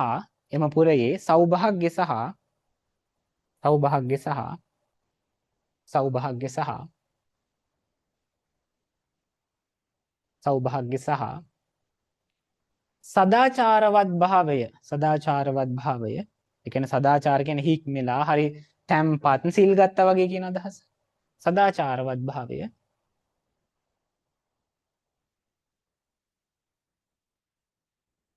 වර්ණනා කරන්නේ අපූරු ඒ කියන්නේ අපූර්ව කියලා කියන්නේ පෙර නොවූ කියන අදහස හොඳේ. අපූර්ව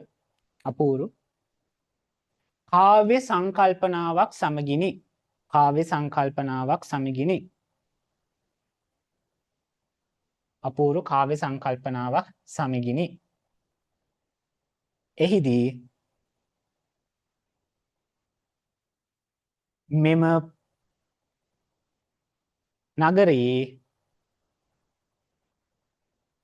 මෙම නගරේ ප්‍රාකාරයේ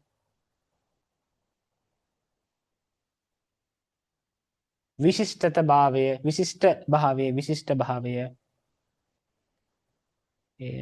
මනාව ඉදිරිපත් කෙරේ. එයින් මෙම නගරයේ හරි ප්‍රාකාරය මනාව ඉදිරිපත් කෙරේ. ඇති අපෙන් හිතන්නේ එතනට ඒ ටික ඇති. හරි. මම හිතන්නේ ළමයි අද පොඩ්ඩක් අර වෙලාව අපිට ගොඩක් ගියේ මොකක්වත් හින්දා නෙමෙයි. ඔයාලා අර පොඩි සංකල්ප ටික ඔලුවට දාගන්න එපා. මට අර නිකන් අර මේ කෝච්චි යන වගේ කරගෙන යන්න පුළුවන්. ආයි හූත් තියාගෙන යන්න පුළුවන්. නමුත් ඔලුවට යන්න ඕන හින්දා තමයි හැම දෙයක්ම මේකේ හැම වචනයක්ම අර පැහැදිලි කරේ අර සාහිත්‍යයත් එක්ක. එතකොට ඔලුවට ඕක වැටෙනවා. ඒ බලන්න අපිට දැන් ඒ කවි කීපය පමණක් විස්තර කරන්න අපිට ඉතාම ලොකු වෙලාවක් ගිහිල්ලා තියෙනවා. හරිද? ඒ නිසා ඒ ගැන දුක් වෙන්න එපා, කම්පා වෙන්න එපා. අපි ඉදිරියේදී අපි ඉතාම කෙටියෙන් තමයි මේක සිද්ධ කරගෙන යන්නේ. මොකද ඉස්සෙල්ලා මේක තේරුම් ගන්න ඕන. හරිද? මේ ටික තේරුම් අරගෙන තමයි අපිට ඉදිරියට කරගෙන යන්න වෙන්නේ. හරි. මම හිතන්නේ අපි මෙතනින් අදට නතර කරලා ඒ කියන්නේ මේ ටික අද බේසික් ටික ඉගෙන ගත්තානේ. මහා පියුම් විරිත කියන්නේ මොකක්ද? අතිශයෝක්ති අලංකාරය කියන්නේ මොකක්ද? ඒ ටික ඉගෙන ගත්තානේ. අපි එතකොට ඊළඟ දවසේදී මෙහෙම මේ අතිශයෝක්ති අලංකාරයවත් මේව කරන්නේ නැහැ. මොකද හැම කවියකම උඩ මෙන්න මෙතන මම ඔයාලට ඔයාලගේ මේ පළවෙනි මේ වර්ෂයට අදාළ සියලුම මේ ටික මේ ඔයාලට මේ හදලා තියෙන ඒ ටික ඔයාලට ලැබෙන්න සලස්වනවා. ඒ ටික මම print out අරගෙන මම ඔයාලට එවනවා. මේ එතකොට ඒ ටික මම ඔයාලට ලැබෙන්න සලස්සන්නම්. එතකොට ඔයාලගේ හැම තැනම මෙන්න මේක තමයි මහා පියුම් විරිත. මේකේ තියෙන අලංකාරය මොකක්ද කියලා උඩ මෙන්න මෙතන දක්වලා තියෙනවා.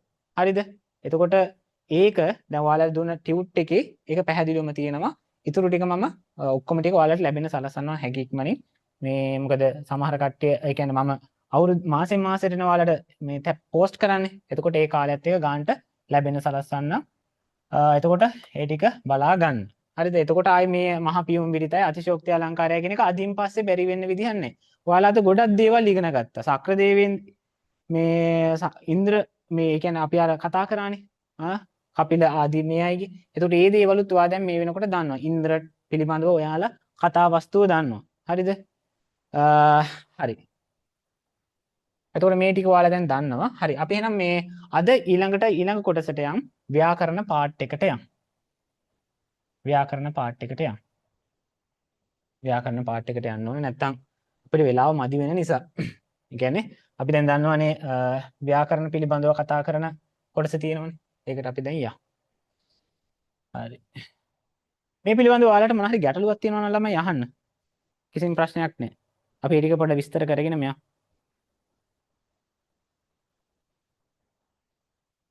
පවිත්‍ර ගැටලුවක් තියෙනවද?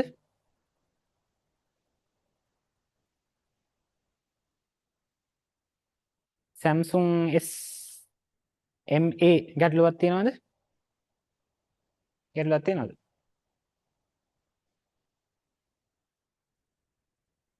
මම අර මෙහි බලන්නේ ඔයාලගේ මේ මොන හරි දාලා තියෙනවද කියලා. ගැටලුවක් නැහැ නේ තේරුණානේ. මේ කියන්නේ නැත්තම් මම මෙහි තමයි කැමරාව තියෙන්නේ. මෙහි බලන්නේ ඔයාලා මොන හරි දානවද කියලා. සම ගොඩක් වෙලාවට මෙහි බැලෙනවා. හරි. තමයිලට ඔයාලට හිතන්නේ මම කොහේ වෙන කොහේ බලාගෙන කරනවා කියලා. මොකද මේකෙන් අර මේ පැත්ත මම බලාගෙන ඉන්නේ ඔයාලා මොන හරි මැසේජ් එකක් හරි මොන හරි දානවද කියලා. හරිද? ඒක අර මට මෙතන කවුරුවත් නැහැනේ. හරි. හරි. අපි දැන් යන් ව්‍යාකරණ පාර්ට් එකට. හරි. එතකොට ළමයි අපි දැන් අද පේනව නේද? මෙහෙම මෙහෙට આવොත් හොඳයි නේ. හරි.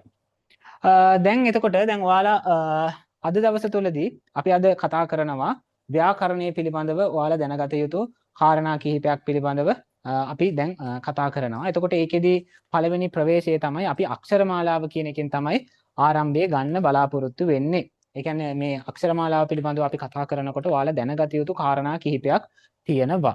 එතකොට මේ අක්ෂරමාලාව පිළිබඳව කතා කරන්න කලින් මම ඔයාලගෙන් පොඩි ප්‍රශ්නයක් අහනවා. ඒ මොකද්ද ප්‍රශ්නය කියලා කිව්වොත් ඔයාලට ඕනනම් මේ මයික් එක ඔන් කරලා වුණත් කතා කරන්න පුළුවන්. හොඳේ කිසිදු ප්‍රශ්නයක් නැහැ.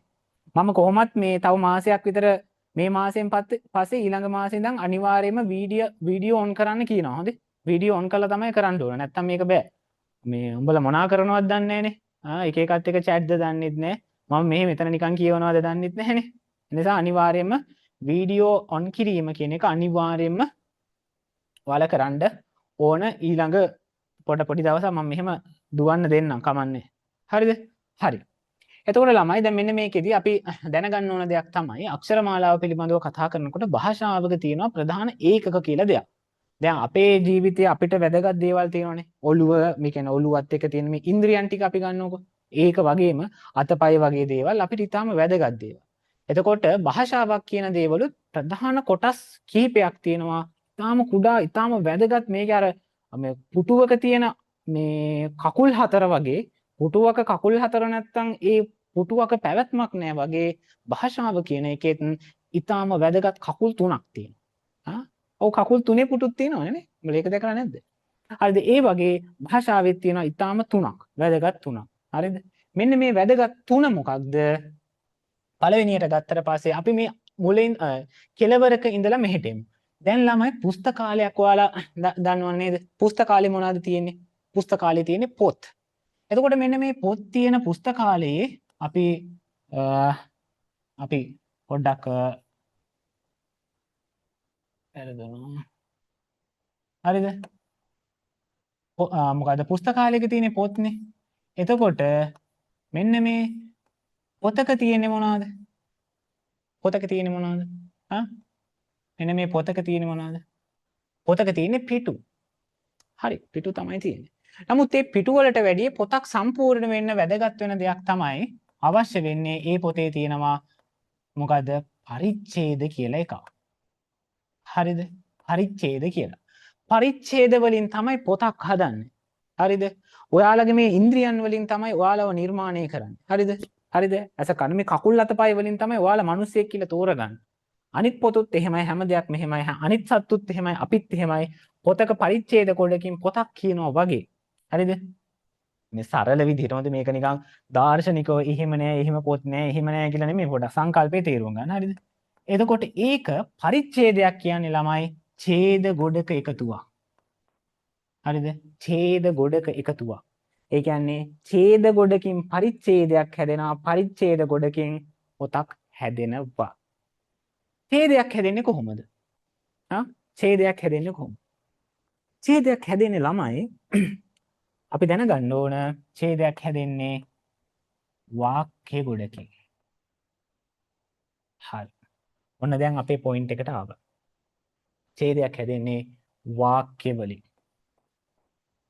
හරිද? වාක්‍ය වලින්. හරිද? ඡේද හැදෙන්නේ වාක්‍ය වලින්. වාක්‍යයක් හැදෙන්නේ මොනයින්ද? පද වලින්. පදයක් හැදෙන්නේ මොකෙන්ද? පදයක් හැදෙන්නේ අකුරු වලින්. හරිද?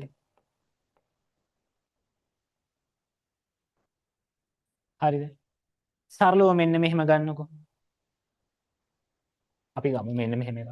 අපි ආදරේම වචනේ අපි කැමතිම වචනයක් ගමුකෝ. හරි. අපි කැමතිම වචනයක් මොකද්ද? කමලා. මම කැමති වචනේ නෙමෙයි හොඳේ. කවුද මේ ලක්ෂිත කැමති වචනේ තමයි මට දාලා තියෙන මැසේජ් එකක් කමලා. කමලා බත් කති නේද? බත් කයි. හරිද? කමලා බත් කයි කියලා මේක ගත්තට පස්සේ මේක ඇවිල්ලා ළමයි වාක්‍යයක්. හරිද? අපි මේක සංකල්පේ තේරුම් අරගෙන මයන් එතකොට අපිට හැම දෙයක්ම හරි පහසුයි. අර මුල ඉඳන් හරියට ඉගෙන ගන්න එක තමයි ඉගෙන ගන්නවා කියන්නේ. නැතුව මේ දවසකට මෙච්චරක් ඉවර කරා මෙච්චරක් ඉවර කරා කියලා වැඩනේ ඔළුවට යන්නේ නැහැ. හරිද? ඒ නිසා ඔළුවට යන්න නම් කමලා බත් කයිනවා. ඇයි ඉතින් අපිට බත් කන්න බැද්ද කියලා ලක්ෂිත කියනවා. හරිද? හරිද? ඒක කමන්නේ ඒ ලක්ෂිතටනේ. හරි. එතකොට කමලා බත් කයි කිව්වට පස්සේ මොකද්ද වෙන්නේ? මෙන්න මේ වාක්‍යය හැදිලා තියෙන්නේ කමලා කියන වචනේ. බත් කියන වචනේ. කයි කියන මෙන්න මේකේ. සරලව කිව්වොත් කමලා කියන පදේනුත් බත් කියන පදේනුත් කයි කියන පදේනුත් තමයි අර මේ ව්‍යාකරණ අනුකූලව මේ කර්මය කර්තෘ ඔය මොකුත් මම කිව්වේ නෑ. මම අහිංසකයිලු. රටක් වටි. ළමයි පරිස්සමින් අහිංසක තමයි ටිකක් භයානක. අඟුලිමාල වෙන්නේ. හරි. එතකොට කමලා බත්කයි කියන එක ගත්තට පස්සේ කමලා බත්කයි කියන එකේ කමලා පදයක් බත් පදයක් කයි පදයක්. කයි තමයි අපි නේද? හරි. එතකොට ළමයි මෙන්න මේ පද ටිකෙන් තමයි මේ වාක්‍ය හදලා තියෙන්නේ. මෙන්න මේ පද ටිකෙන් තමයි මේ වාක්‍ය හදලා තියෙන්නේ. මේව ඇවිල්ලා පද. නැත්නම් පද එකතුවෙන් තමයි සමා වෙන්න. පද එකතුවෙන් තමයි මේ වාක්‍ය හැදිලා තියෙන්නේ. අපි වාක්‍යයක් කියලා ගමු. හරිද? වාක්‍ය හැදිලා තියෙන්නේ. හරිද? එතකොට මේකේ තියෙන අපි වචනයක් ගමුකෝ කමලා ඔයාලා කැමතිම වචනේ හින්දා කමලා කියන එක ගමුකෝ. හරිද?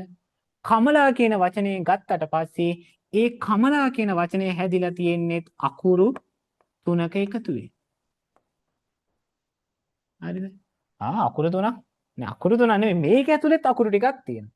ඒක තමයි හල් කයන්න, දන අයන්න, දන හල් මයන්න, දන අයන්න, දන හල් අයන්න, දන දීර්ඝ අයන්න. එතකොට මෙන්න මේ ටිකෙන් තමයි මේ වචනය හැදිලා තියෙන්නේ. අපිට අර සරලව මෙන්න මේ අකුරු ටිකෙන් කියන්න පුළුවන්. එහෙම නැත්නම් ටික සංකීර්ණ කරලා මෙන්න මේ අකුරු ටිකෙන් මේක හැදිලා කියලා අපිට කියන්න පුළුවන්. මේවා ළමයි අපි මුලින් ඉඳන්ම ඉගෙන ගන්න ඕන හරියට. හරිද? එතකොට මේ විදිහට ගත්තට පස්සේ මේකෙදි මෙතන තියෙනවා කමලා පදයක්. හරිද? ඒ කමල කියන පදය හැදිලා තියෙන්නේ මෙන්න මේ ටිකෙන්. පැහැදිලිද? හරි. එතකොට ළමයි අපි දන්නවා භාෂාවක අපි දන්නවනේ මේ ලෝකේ පරමාණු තැනට විතරක් යනකොට පරමාණු වලිනුත් එහා තියෙනවද කියලා දන්නවා. නමුත් අපි හිතමුකෝ පරමාණුව කියලා. පරමාණුව තමයි මේ ලෝකයේ තියෙන පරමාණුව නම් කුඩාම ඒකකය. භාෂාවේ තියෙන කුඩාම ඒකකය අපිට ගන්න පුළුවන් වෙන්නේ අකුරු. අකුරු තමයි කුඩාම ඒකකයේ පරමාණු න්‍යෂ්ටිය. හරි ඔය ස්පෝටනේ වෙනවා. ඒවා මුකුත් ඕනේ නැහැ. හරි. මෙන්න මේ අකුරු වලින් තමයි අපේ මේ භාෂාව නැමැති ගේ හදලා තියෙන්නේ. හරිද? එතකොට මෙන්න මේක ඊටාත්ම වැදගත් අපේ ඔළුවට දමා ගන්න. මොකද මේ අකුරු නැතිව අපිට දෙයක් කියන්න බෑ. හරිද? ඔයාලගෙන් මම ප්‍රශ්නයක් ඇහුවොත් ඔයාලා මේ අකුරුත් එක්ක සම්බන්ධ වෙන්නේ වයස කීයේදී විතරද? ඒ කියන්නේ අවුරුදු 10ද 12ද? සර් ව්‍යංජනයක් හැදෙන්නේ ස්වරයක් ඕනෙමයි නේද? නෑ ස්වර නෑ. සර් ව්‍යංජනයක් හැදෙන්න මේ ස්වරය අවශ්‍ය නෑ. ව්‍යංජන කියන්නේ වෙනම දෙයක්, ස්වර කියන්නේ තව එකක්. නේද? ඉන්න පොඩ්ඩක් හිතන්න. සර් ව්‍යංජනයක් හැදෙන්න ස්වරයක් ඕනිමයි නේද? නෑ ළමයි. ව්‍යංජනයක් කියන්නේ වෙන එකක්. භාෂාවේ තියෙන ප්‍රධාන කොටස් දෙකක්. එක තමයි අක්ෂර මාලාවේ ප්‍රධාන දෙයක් ස්වර සහ ව්‍යංජන කියලා. හරිද? ව්‍යංජන කියලා කියන්නේ වෙන කොටසක්. ස්වර කියලා කියන්නේ තව කොටසක්. හරිද? අක්ෂර උත්පත්ති ස්ථානත් එක්ක අපි අක්ෂර උත්පත්තියත් එක්ක ලොකුවට කතා කරනවා. දැන් මෙතන ඔක්කොම පැටලෙන හින්දා ආරම්භයේ හින්දා මම ඕක ගැන කියන්නේ. දැනට හිතා ගන්න මම ඉදිරියේදී ඔයාලට පැහැදිලි කරනවා. ස්වර කියන්නේ එකක්, ව්‍යංජන කියලා කියන්නේ තව එකක්. හරිද? ඒ දෙක දෙකක්. ඒ දෙක එකක් නෙවෙයි. හරිද? මේ හල් අකුරකට මේ sorry ළමයි අනිත් එක මතක තබා ගන්න ඕනේ. ඔයාලා ගාව අල් අකුරු නෑ හොඳේ. භාෂාවේ අල් අකුරු නෑ හොඳේ. අල් අකුරු ඇති වෙන කොයි හරි භාෂාවල් වල. සිංහල භාෂාවේ තියෙන්නේ හල් අකුරු හොඳේ. හල් අකුරු හොඳේ. හල් අකුරකට හල් අකුරක් කියන්නේ හල් හයන්නම ගමුකෝ. ඒකට ස්වරයක් එකතු කරාට පස්සේ ඒක මම ඔක ඉදිරියේදී කතා කරනවා. හරි කමන්නේ ඒක කියන්න. ඒක හ වෙනවා. අපි ඉතින් අර අක්ෂරමාලාව ලියනකොට ළමයි මම ඔයාලට එව්වනේ මේ මාසෙට අදාළ මේ පොත. මම මේ මාසෙට අදාළ පොත එව්වනේ. අන්න ඒක ලොකුවට කතා කරලා තියෙනවා. හරිද? මොකද්ද පොත? මෙන්න මේ පොත. දැන් ඔන්න ඕක තමයි මේ ළමයින්ට පොත බලා ගන්න කියලා මම කිව්වා. හරිද? පොත ගත්තේ නැත්නම් පොත හම්බ වෙන්නේ අපේ පන්තියේ රෙජිස්ටර් මේ මොකද්ද? මේ පන්තියට සහභාගී වෙන සහ මේ අයට මම ඒක පෙන්නන්නම් මෙන්න මේ පොතේ. හරිද? අපි පිටු 30කට අධික ලොකු පොතක් අක්ෂරමාලාවට හදලා තිනවා. ඕක ඔයාලා හරියට මේ පුරුදු වුණා කියලා කියන්නේ ඔයාලට ඉතින් ආයි ගොඩ අක්ෂරමාලාවෙන් ප්‍රශ්න ගොඩක් හැදෙනවා ළමයි. ඒක මේ ගොඩ දාගන්න පුළුවන්. මෙන්න මේ පොත. හිතන්නේ මේක ඔයාලා ගාව තියෙන්න ඕන. හරිද? ඒ නිසා මේක මේකේ මේ කියව ගන්න. හරිද? කොහොමද?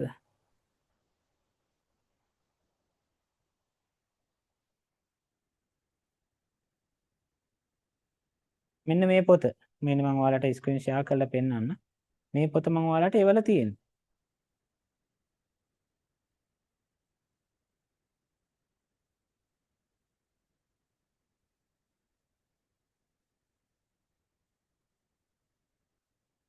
මෙන්න මේ පොත බලන්න. හරිද? මේකේ මේ පැහැදිලිවම ඔයාලට ඒක අදාළ විස්තරය තියෙනවා. මම අද ඒ කියන්නේ මට මේ අද පන්තියට සහභාගී වෙච්ච අයට මම දැන් හෙට උපරිම උත්සාහ කරන්නම් හෙට ඔයාලට තැපැල් කරන්න මෙන්න මේ පොත. හරිද? මේකේ හැම දෙයක්ම විස්තර කරලා තියෙනවා. මේ අද අලුතෙන් හම්බෙච්ච අයට මම මේක අපි මේ හැම දෙයක්ම විස්තර කරලා තියෙනවා. මේ විස්තරය තමයි මම පොඩ්ඩක් අද පැහැදිලි කරන්නේ. ඉදිරියේදී ඔයාලට මෙහෙම නැහැ. ඉතින් ඇත්තටම මෙහෙම හැම දෙයක්ම හැම පැත්තක්ම ආවරණය වෙන විදිහට ඔයාලට එහෙම දෙයක් නෑ. මේ මම හිතන්නේ ස්ක්‍රීන් ෂෙයා එක පෙන්නනවා ඇති. එතකොට මේක ඔයාලට ලැබෙන්න සලස්වනවා මම. හරිද? හරි ලස්සනට හදලා තියෙනවා ඔළුවට යන විදිහට. හැම දෙයක්ම ඒ කියන්නේ අක්ෂරමාලා මේක ඔයාලා ප්‍රැක්ටිස් කරා කියන්නේ අක්ෂරමාලාවෙන් ප්‍රශ්න ගොඩක් ෂේප්. හරිද? ඒ නිසා මේක ගන්න හම්බ වෙන්නේ ඒක තමයි කියව ගන්න කියලා කියන්නේ අලුතෙන් ආපු අයට නෙමෙයි මම මේ කියන්නේ. හරිද? අද අලුතෙන් අපි අලුතෙන් පටන් ගත්ත යාලටනේ. හරි. එතකොට අනිත් අයට මම ලැබෙන්න සලස්සන්න. මේ අනිත් අයට කියන්නේ මේ ලියාපදිංචි වෙච්ච අයට මම ලැබෙන්න සලස්සන්න. හරි. එතකොට ළමයි දැන් අරක පැහැදිලිනේ. එතකොට මෙන්න මෙහෙම තමයි අක්ෂරමාලාවේ අකුරු ටික හැදෙන්නේ. හරිද? එතකොට මේ විදිහට ගත්තට පස්සේ අක්ෂරයක තිබෙන්නා වූ ප්‍රධාන කොටස් දෙකක් තියෙනවා. ප්‍රධාන කොටස් දෙකක් තමයි මොකක්ද ප්‍රධාන කොටස් දෙක? දැන් අපි අක්ෂරය දන්නවනේ. හරිද? ප්‍රධාන කොටස් දෙක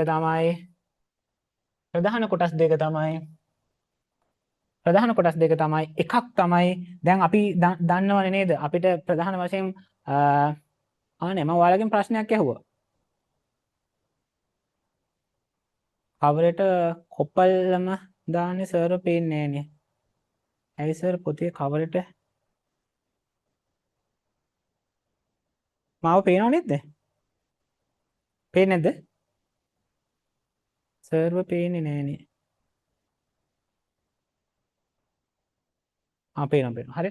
හරි එතකොට මේ විදිහට ගත්තට පස්සේ ළමයි දැන් අක්ෂරයක් ගත්තට පස්සේ මම ඔයාලගෙන් ප්‍රශ්නයක් ඇහුවා. ඒ කියන්නේ අක්ෂර මාලාව අපේ ජීවිතයත් එක්ක ඉතාම සම්බන්ධයි. අපි ඉපදෙනකොටත් අක්ෂර මාලාව කියවගෙන තමයි ආයි මොකද තා කියලා කියනවා නේද? අක්ෂර මාලාව තමයි. ඒ කියන්නේ මොකද අක්ෂර මාලාවේ සංකේත තමයි ලකුණු කියවන්නේ හඬ අපි කියවන්නේ. එතකොට අක්ෂරයකට ළමයි ප්‍රධාන වශයෙන්ම තියෙනවා කොටස් දෙකක්. ඒ මොකද්ද? පළවෙනි එක තමයි හඬ. අනිත් එක තමයි සලකුණ. සලකුණ අපි පොතේ ලියනවා. හරිද? මේකේ ලියනවා අපි සලකුණ. මේ හඬ අපි අපේ කනෙන් අහනවා. එතකොට කොටස් දෙකක් තියෙනවා ඕනෑම දැන් අකුරකට අපිට ඒක මෙන්න මෙහෙමයි කියලා කියන්න. එතකොට අපි දැන් ඔන්න බලනකො අපි S2 තියෙනවානේ. S2කින් අපි බලනවා, කන් දෙකෙන් අපි අහනවා. ඒ හින්දා තමයි දෙකක් තියෙන්නේ. හරිද? හරි. මේ S2ක් තියෙනවා, කන් දෙකක් තියෙනවා. S2කින් අපි කරන්නේ මොකද්ද? බලනවා. ඒක බලන්නේ මොකද්ද? මෙන්න මේක සලකුණ. කන් දෙක තියෙනවා, කන් දෙකෙන් අපි කරන්නේ මොකක්ද? අහනවා. අහන්නේ මොකක්ද? මෙන්න මේක. එතකොට මේ දෙකම ලක්ෂණයක් තමයි අක්ෂරවල. හරිද? අරයා ලස්සනයි මෙයා සුන්දරයි කියලා කියන්නේ. අපිට කියන්න පුළුවන් මයන්න හරි බෝලයි. හරිද? මෙහෙම මයන්න ලියන්නේ. මයන්න හරි බෝලයි. ලයන්න හරි බෝලයි. හරිද? මේ කයන්න ටිකක් නැමිලා. හරිද? ඒක ලස්සන අවලස්සන අපිට බලන්න පුළුවන්. හරිද?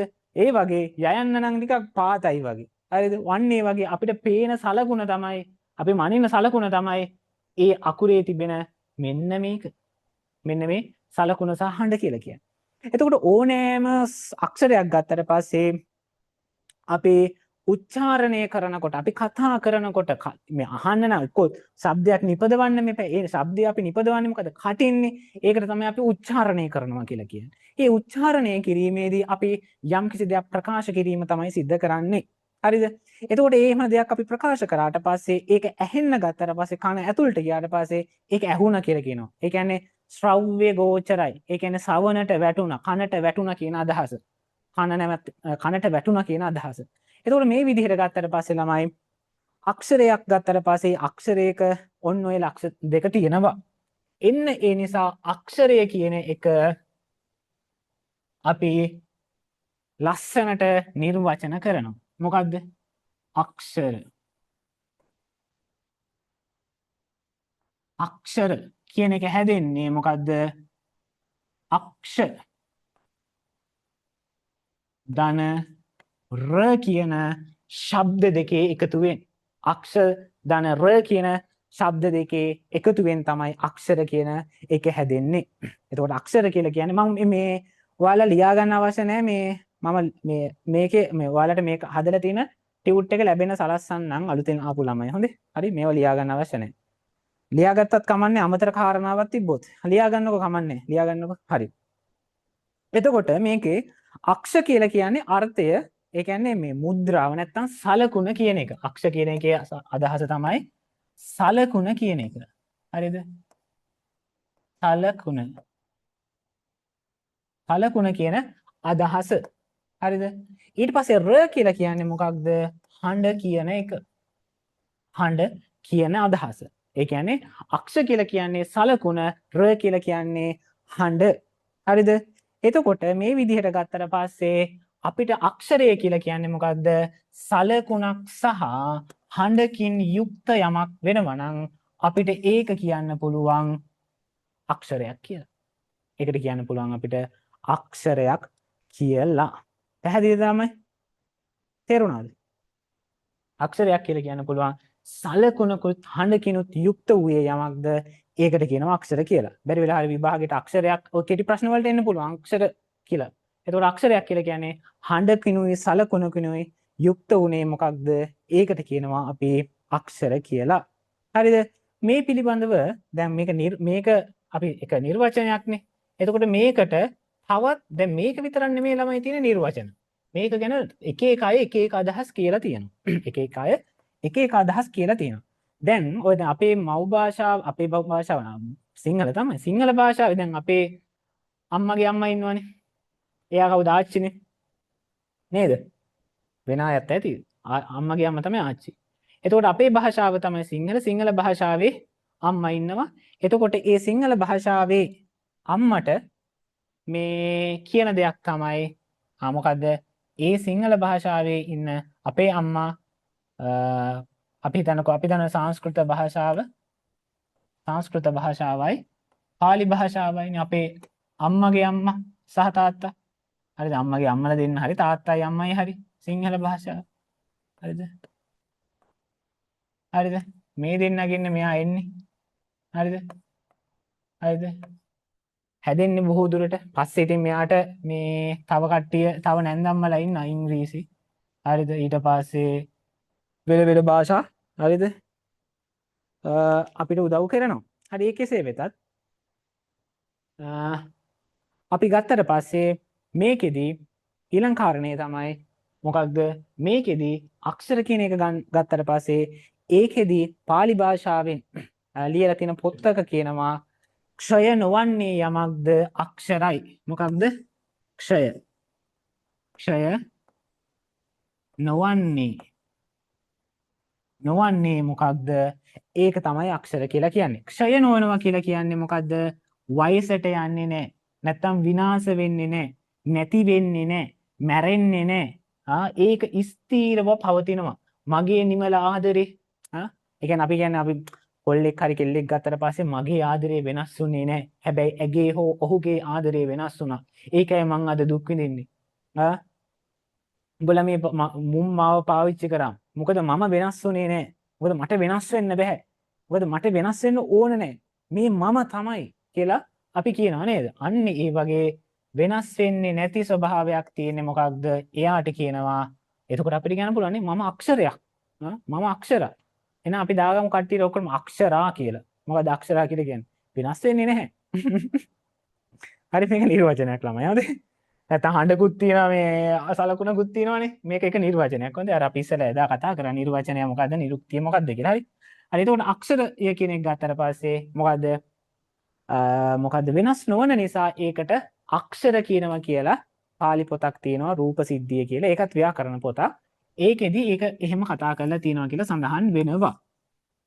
හරිද? ඊළඟට ළමයි මම පෞද්ගලිකව විශ්වාස කරන ආකාරයට සිංහල භාෂාව නැමැති සිංහල භාෂාවේ ව්‍යාකරණයට තියෙන හොඳම ආදරවන්තයෙක් තමයි සිංහල භාෂාවේ ව්‍යාකරණයේ පැත්තෙන් සිංහල භාෂාවට සමස්තයක් හැටියට ආදරවන්තයෙක් තමයි කුමාරතුංග මුනිදාස කියලා කියන්නේ. හරිද? එතුමා ඇත්තරම පුදුමාකාර මිනිස්සෙක්. එතුමා තමයි ඇත්තරම මාර විදිහට අපේ භාෂාවට හරි හරි පිරිසුදු. මම මේ කතා කරන්නේ සංස්කෘත භාෂාවත් එක්ක හැදිච්ච භාෂාවට නෙමෙයි. හෙළු භාෂාවට. හරිද?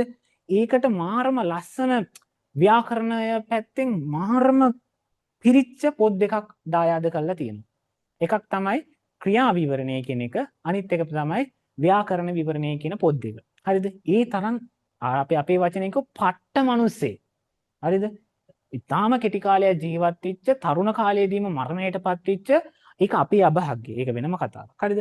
එහෙම සුපිරි ගණේ අර කොන බෲස් ලී වුණ කාලේ නේදී. ඒ වගේ අපේ සිංහල භාෂාවේදී පට්ටම ව්‍යාකරණඥ නැත සුපිරිම ගණේ ව්‍යාකරණඥ තමයි කුමාරතුංග මුනිදාස මහත්තයා. හරිද? ඒ මහත්තයා හරිද? එයාට ඇත්තටම මහත්තයෙක් කියලා කියන්න පුළුවන්. මේ ලෝකේ හැමෝටම මහත්තුරු වෙන්න බැහැනේ. අපි අර කියනවා සර් කියලා. නමුත් සැබෑම සර් කෙනෙක් තමයි කුමාරතුංග මුනිදාසයන් කියලා කියන්නේ. එතුමා අපිට කියනවා මොකද්ද? එක් ශබ්දයට ඒ ශබ්දය දක්වන සලකුණට ලකුණටද අක්ෂරය කියලා කියනවා. ඒත් කිව්වේ මොකද්ද? අර අපි ඉස්සරලා කිව්ව එක තමයි ශබ්දය ප්ලස් සලකුණ සමානයි අක්ෂර කියන එක තමයි එතුමා කිව්වේ. ඒ ඔක්කොම නෝට් එක මම ඔයාලට දාලා තියෙන්නේ. මම අනිත් අයට ලැබෙන සලස්සන්න. හරි. ඊළඟට ළමයි අපි දැනගන්න ඕන කාරණය තමයි මොකක්ද?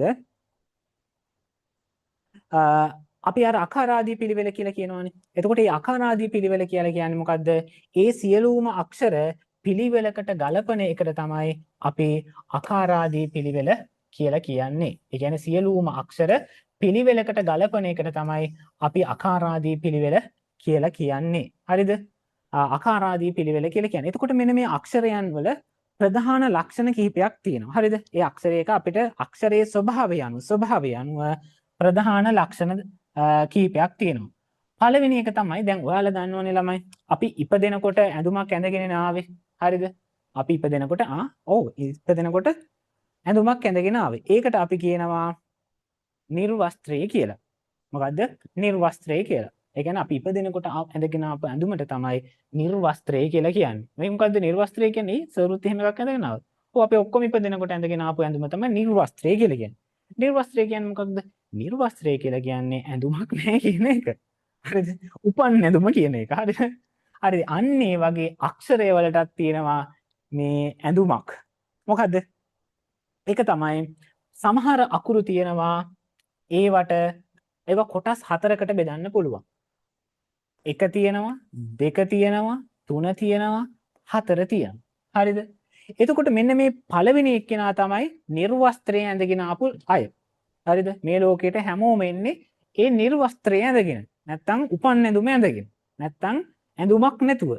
හරිද? නිර්වස්ත්‍රය කියලා කියන්නේ ඇඳුමක් නැහැ කියන අදහස. හරිද? නැත්නම් ඒව පටලවා ගන්න එපා. හොඳේ. නැත්තම් අපිට අන්න සර් කෙනෙක් කිව්වා නිර්වස්ත්‍රය ඇඳගෙන ආව කියලා. නිර්වස්ත්‍රය කියන්නේ ඇඳුමක් නැහැ කියන එක.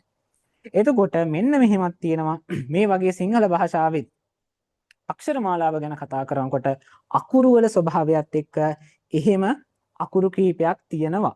එතකොට අපි ඒ අකුරු ප්‍රධාන වශයෙන් කොටස් දෙකකට බෙදනවා. පළවෙනි එක තමයි සරල අකුරු. සරල කියලා කියන්නේ හරි අහිංසකයි, හරි තැම්පත්, හරි සුන්දර මිනිස්සෙක්. මොකද්ද? නිකන් සෝබනේ නේ. අර අපි කියන්නේ මෙයාගේ නම් මයන්න. අපි කියනවානේ මෙයාගේ නම් මයන්න. ඒ කියන්නේ මොකද? මෙයාගේ නම් මරිසිය කියලා කියනවානේ.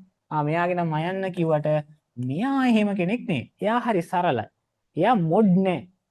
අර අපි සරලව ගත්තාම පස්සේ හොඳ උදාහරණයක් මොකද කොණ්ඩේ පාට කරලා පොට කෙරුවට බටහිර පන්නට ඇඳට හැදිච්චකම තාම තියෙනවා කිව්වට මෙයා කොණ්ඩේ පාට කරලත් නෑ, කොට කරලා මේ කොණ්ඩේ කපලත් නෑ, ඊට පස්සේ මේ කොටට ඇඳලත් නෑ. මෙයා ඉපදුනේ යම්සේද ඒ අවශ්‍ය පොඩි සංශෝධන අක්ෂරමාලාවේ නම් එහෙමවත් නැතුව ඉන සරල මිනිස්සෙක්. එයාගේ අය සෝබනේ නෑ. හරි පාට කරලා නෑ. හරිද? ඊට පස්සේ ඉන්නවා පොඩ්ඩක් කොණ්ඩේ පාට කරලා බටහිර පන්නේට ඇඳලා හරිද? හැදිච්ච කමත් පොඩ්ඩක් පෙන්නන නමුත් ගොඩක් නැහැදිච්ච කම තියෙන තව ළමෙක්. එයා තමයි සංකීර්ණ. හරිද? සංකීර්ණ. ඒ කියන්නේ අක්ෂරමාලාවේ තියෙන ප්‍රභේදات එක මේ කතා කරන්නේ. හරිද ළමයි? එතකොට ළමයි මෙන්න මේ විදිහට ගත්තට පස්සේ අක්ෂරමාලාවේ තියෙන සරල ඒවා හැටියට අපිට ගන්න පුළුවන් වෙන්නේ සරල ඒවා කොටස් එකයි තියෙන්නේ. සංකීර්ණ ඒවා කොටස් 1යි 2යි 3යි කියලා කොටස් 3ක් තියෙනවා. හරිද? එතකොට මෙන්න මෙතන මම දැන් විස්තර කරන ඒවෙන් මෙන්න මේක කියන මෙන්න මේ තුන සංකීර්ණ කොටසටත් මෙන්න මෙයා සරල කොටසටත් අයිති වෙනවා. හරිද? හරි. එතකොට මම දැන් මේ පැහැදිලි කරේ නෑනේ. එතකොට පළවෙනි කොටස තමයි එයාලා විස්තර කරන්න අවශ්‍ය නැහැ. මම ඒක නෝට් එකේ තියෙනවා නිකන් දැන ගැනීම පිණිස. ඒ කියන්නේ මොකද්ද?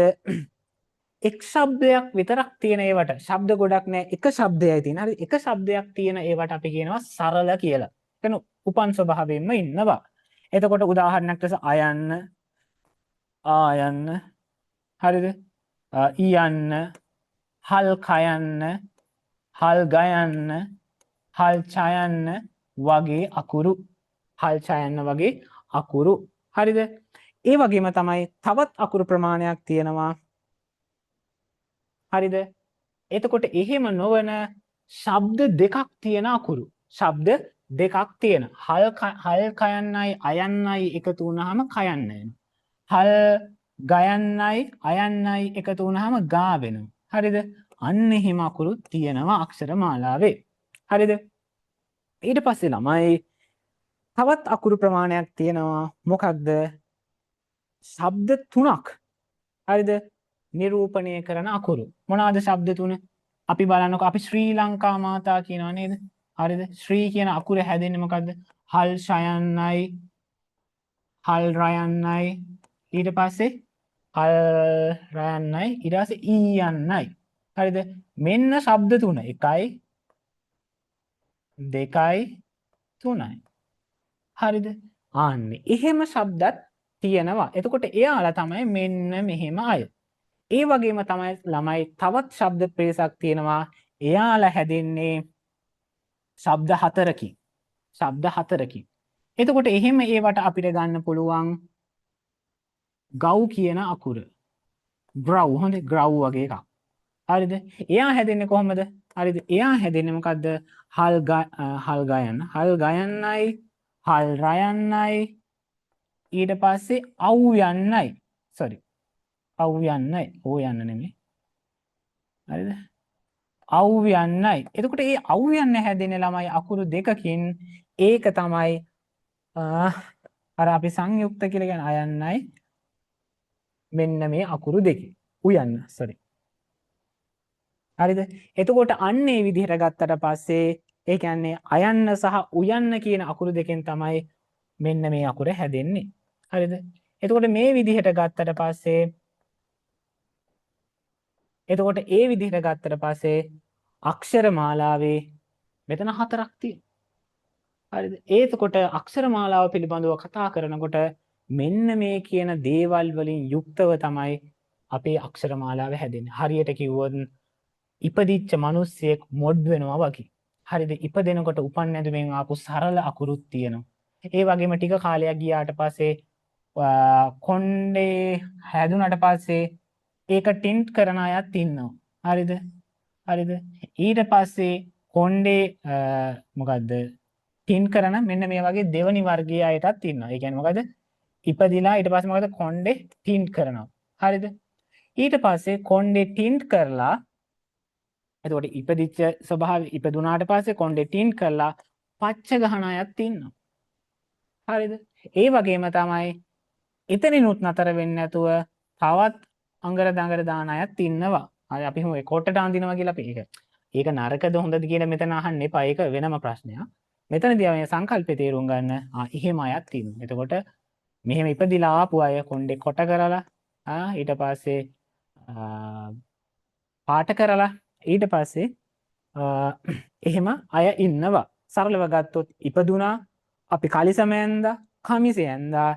එතකොට 3යි ඊට පස්සේ අපි තව උදාහරණයකින් කියනවා නම් ඊට පස්සේ කෝට් එක දාගත්ත අය ඉන්නවා. ඒ කෝට් එක දාගත්ත අය අපිට කියන්න පුළුවන් 4 වෙනි කොටසට කියලා. කලිසමයි උපන් ඇඳුම උඩින් කලිසමයි කමිසේ ඇඳපු අය අපිට ගන්න පුළුවන් දෙවෙනි 3 වෙනි කොටස හැටියට. ඊට පස්සේ උපන් ඇඳුම උඩින් කලිසම විතරක් ඇඳපු අය අපිට ගන්න පුළුවන් දෙවෙනි කොටස හැටියට. උපන් ඇඳුමෙන්ම ඉන්න අය අපිට ගන්න පුළුවන් පළවෙනි කොටස හැටියට. සරලයි සංකල්පය තේරුම් කරගන්න තියෙන්නේ අවබෝධ කරගන්න තියෙන අන්නේ උදාහරණ වල. හරි. එතකොට ඔන්න ඔය විදිහට ගත්තට පස්සේ අක්ෂර මාලාවේ මෙන්න මෙහෙම වර්ග ටිකක් අපිට දැනගන්න පුළුවන්. හරි. ඊළඟට ළමයි තව කාරණාවක් තියෙනවා අක්ෂර මාලාවේ අපි කොහොමද විකාශය ගැන චුට්ටක් කතා කරන්න ඕන. අක්ෂර මාලාවේ විකාශය ගැන කතා කරනකොට අපි ඉස්සල්ලාම දැනගන්න ඕන දෙයක් තමයි සිංහල භාෂාවේ තියෙනවනේ. සිංහල භාෂාවේ මෙන්න මේ අක්ෂර මාලාව හැදුනේ කවදද කින්ද මන්ද කියලා අපිට ඇත්තටම නිශ්චිතව කියන්න බෑ. හැබැයි බ්‍රාහ්මීය ශිලාලේඛන කියලා තියෙනවා. ඒ බ්‍රාහ්මීය ශිලාලේඛන කියලා කියන්නේ ලංකාවට බුදුදහම ගෙනාවේ මිහිඳු හාමුදුරුවනේ.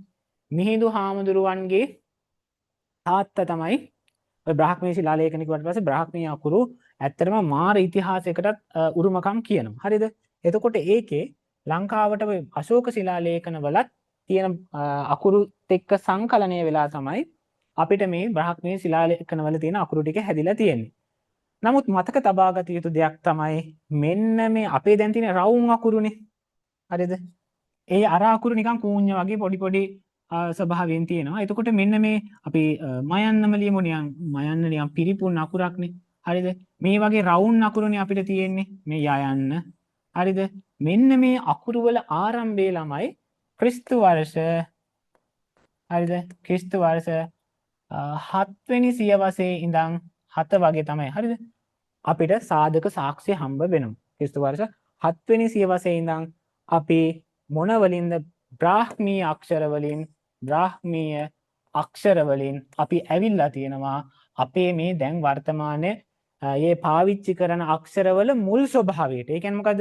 දැන් අපි අද ඉන්නේ අපි මේ දැන් පාවිච්චි කරන අකුරු හිතන්නකෝ අපි කියලා. හරිද? අපේ අම්මා ඉන්නවා, අපේ අම්මගේ අම්මා ඉන්නවා, සීයා ඉන්නවා. ඒ සීයාගේ අම්මගේ අම්මා මේ සීයා නෙමෙයි ආච්චි නේද? ඊට පස්සේ මුත්තා ඉන්නවා, කිත්තා ඉන්නවා, කිරිකිත්තා ඉන්නවා, පණත්තා ඉන්නවා. ඔහොමම තියෙනවනේ. අන්න ඒ 7 වෙනි එක්කෙනා ඉන්නවනේ. එයා හිතන්නකෝ 7 වෙනි සියවසේ ඉඳියා කියලා 7 වෙනි එක්කෙනා. එයාගේ ස්වභාවයට මේ අක්ෂර මාලාවේ මුල් ස්වභාවයේ 7 වෙනි සියවසේ ඉඳන්ම අපිට දැක ගන්න පුළුවන්. ඒ නිසා ක්‍රිස්තු වර්ෂ 7 වෙනි සියවසේ ඉඳන්ම අපි අක්ෂර මාලාවක් පාවිච්චි කරලා තියෙනවා. හරිද? ඒක හොඳට මතක තබා ගන්න. ගොඩක් අය ඕක වරදවා කියනවා මේ අපේ අක්ෂර මාලාව තියෙන්නේ මේ දඹදෙණිය කියලා. ඒක වැරදි කතාවක්. එතන මෙහෙම කතාවක් තියෙන්නේ. ඒ කියන්නේ මොකද්ද? අක්ෂර මාලාව ක්‍රිස්තු වර්ෂ 7 වෙනි සියවසේ ඉඳන්ම පවත්වාගෙන ඇවිල්ලා තියෙනවා. එතකොට එහෙම පවත්වාගෙන ආපු අක්ෂර මාලාව අර ටිකක් දැන් තියෙන සාක්ෂියන්. හරිද? දැන් අපි දන්නවා සීහල සද්ද ලක්ෂණා කියලා පොතක් ඒ කාලේ තිබිලා තියෙනවා. හරිද? ඒක සිදත් සංග්‍රහය නෙමෙයි. ඒක ඇතැම් පොත්වල සඳහන් කරලා තියෙනවා. හරිද? මේ ලොකුවට යනවා ටික ගැඹුරු පැත්තට යන හින්දා මම ඒ ගැන ලොකුට කතා කරන්නේ. හරිද? එතකොට අපිට දැන්ට ඉතුරු වෙලා තියෙන්නේ සිදත් සංග්‍රහව විතර.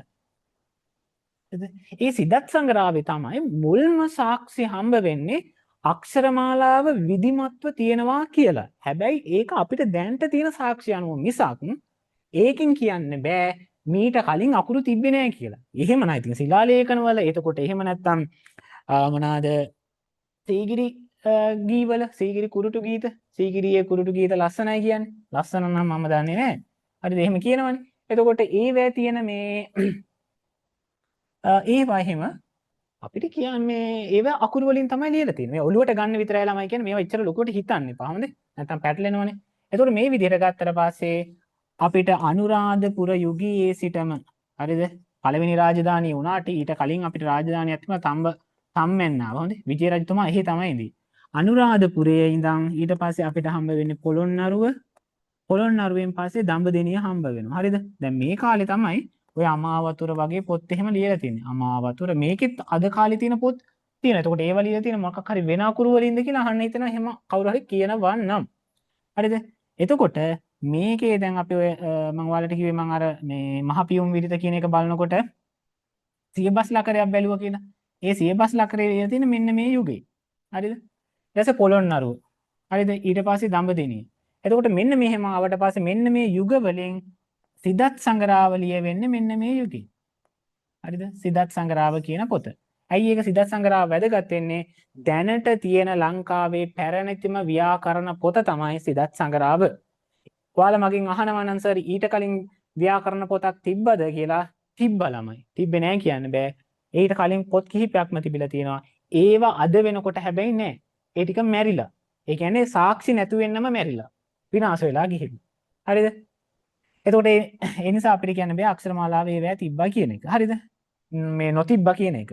හරිද? එතකොට සිදත් සංග්‍රහව තමයි අපිට ඒ හම්බ වෙන සාක්ෂි. එතකොට අක්ෂරමාලාවේ වර්ධනය ගැන කතා කරනකොට අපිට සාමාන්‍ය ගත්තට පස්සේ අක්ෂරමාලාව පිළිබඳ පූර්ව සාක්ෂි මිහිඳු හාමුදුරුවන්ගේ ආරම්භයත් ආගමනයත් සමග අපිට දැක ගන්න පුළුවන්. නමුත් ඒවා බ්‍රාහ්මීය ශිලා ලේඛන වල තියෙන. අපේ එක එන්නේ ක්‍රිස්තු ආසන්න වශයෙන්. හරිද? ආසන්න වශයෙන් ක්‍රිස්තු වර්ෂ 7 වෙනි සියවසේ. හරිද? එතකොට 7 වෙනි සියවසේ ඉඳන් ආවට පස්සේ දැන් අපිට හම්බ වෙන්නේ පළවෙනියටම සිදත් සංග්‍රහව කියන පොත. සිදත කියලා මම මේකේ ලියනවා. හරිද? සිදත කියන පොතේ තමයි අක්ෂරමාලාව විධිමත්ව තියෙන. ඒකේ අකුරු 30ක් තියෙනවා. 10යි 20යි විදිහට ස්වර සහ ව්‍යංජන. ඊට පස්සේ අපිට හම්බ වෙන අක්ෂරමාලාව තමයි සුද්ධ. මේවා ළමයි එන්න පුළුවන් ප්‍රශ්න. ඔය සිදත් සංග්‍රහයේ අක්ෂරමාලාවේ අකුරු කීයද කියලා එන්න පුළුවන්. සුද්ධ සිංහල අක්ෂරමාලාව කියන එකේ. ඒකේ වෙනස් වෙන්නේ අකුරු දෙකයි. ඒ තමයි ස්වර දෙකක්. ඇයන්න සහ ඈයන්. මම ඔය ඉදිරියේදී කතා කරනවා. අද දවසේදී නම් කතා කරන්න අපිට වෙලාව මදි. හරිද? ඊළඟට අපිට හම්බ වෙනවා මහනුවර යුගයේ අපිට හම්බ වෙනවා වදන් කවි පොත කියලා එකක්. ඒකේ ඇත්තටම අර සාම්ප්‍රදායික ක්‍රමවේදයට පරිබාහිරව තමයි ඒකේ අකුරු වල පිළිවෙල සහ සංඛ්‍යාව උනත් දක්වලා තියෙන්නේ. වදන් කවි කියලා පොත තියෙන අර වේවැල් කෝටු නාරන් සියඹලා අතු කියලා එහෙම ඔයාලා පාඩම් කරලා තියෙන්නේ. හරිද? ඒක මේකට තමයි මෙන්න මේක අර තියෙන උගත මනා ශිල්පයමයි මතු රැකෙන මගේ මතකයේ නිවැරදි නම් ඒ කවියක් තියෙන්නේ ඒකෙම තමයි. හරිද? ඊට පස්සේ 4 වෙනියට අපිට හම්බ වෙනවා මිශ්‍ර සිංහල අක්ෂරමාලාව කියලා. අක්ෂරමාලාවේ අර වර්ධනයත් එක්ක හොඳේ. මිශ්‍ර සිංහල අක්ෂරමාලාව කියන එක. හරිද?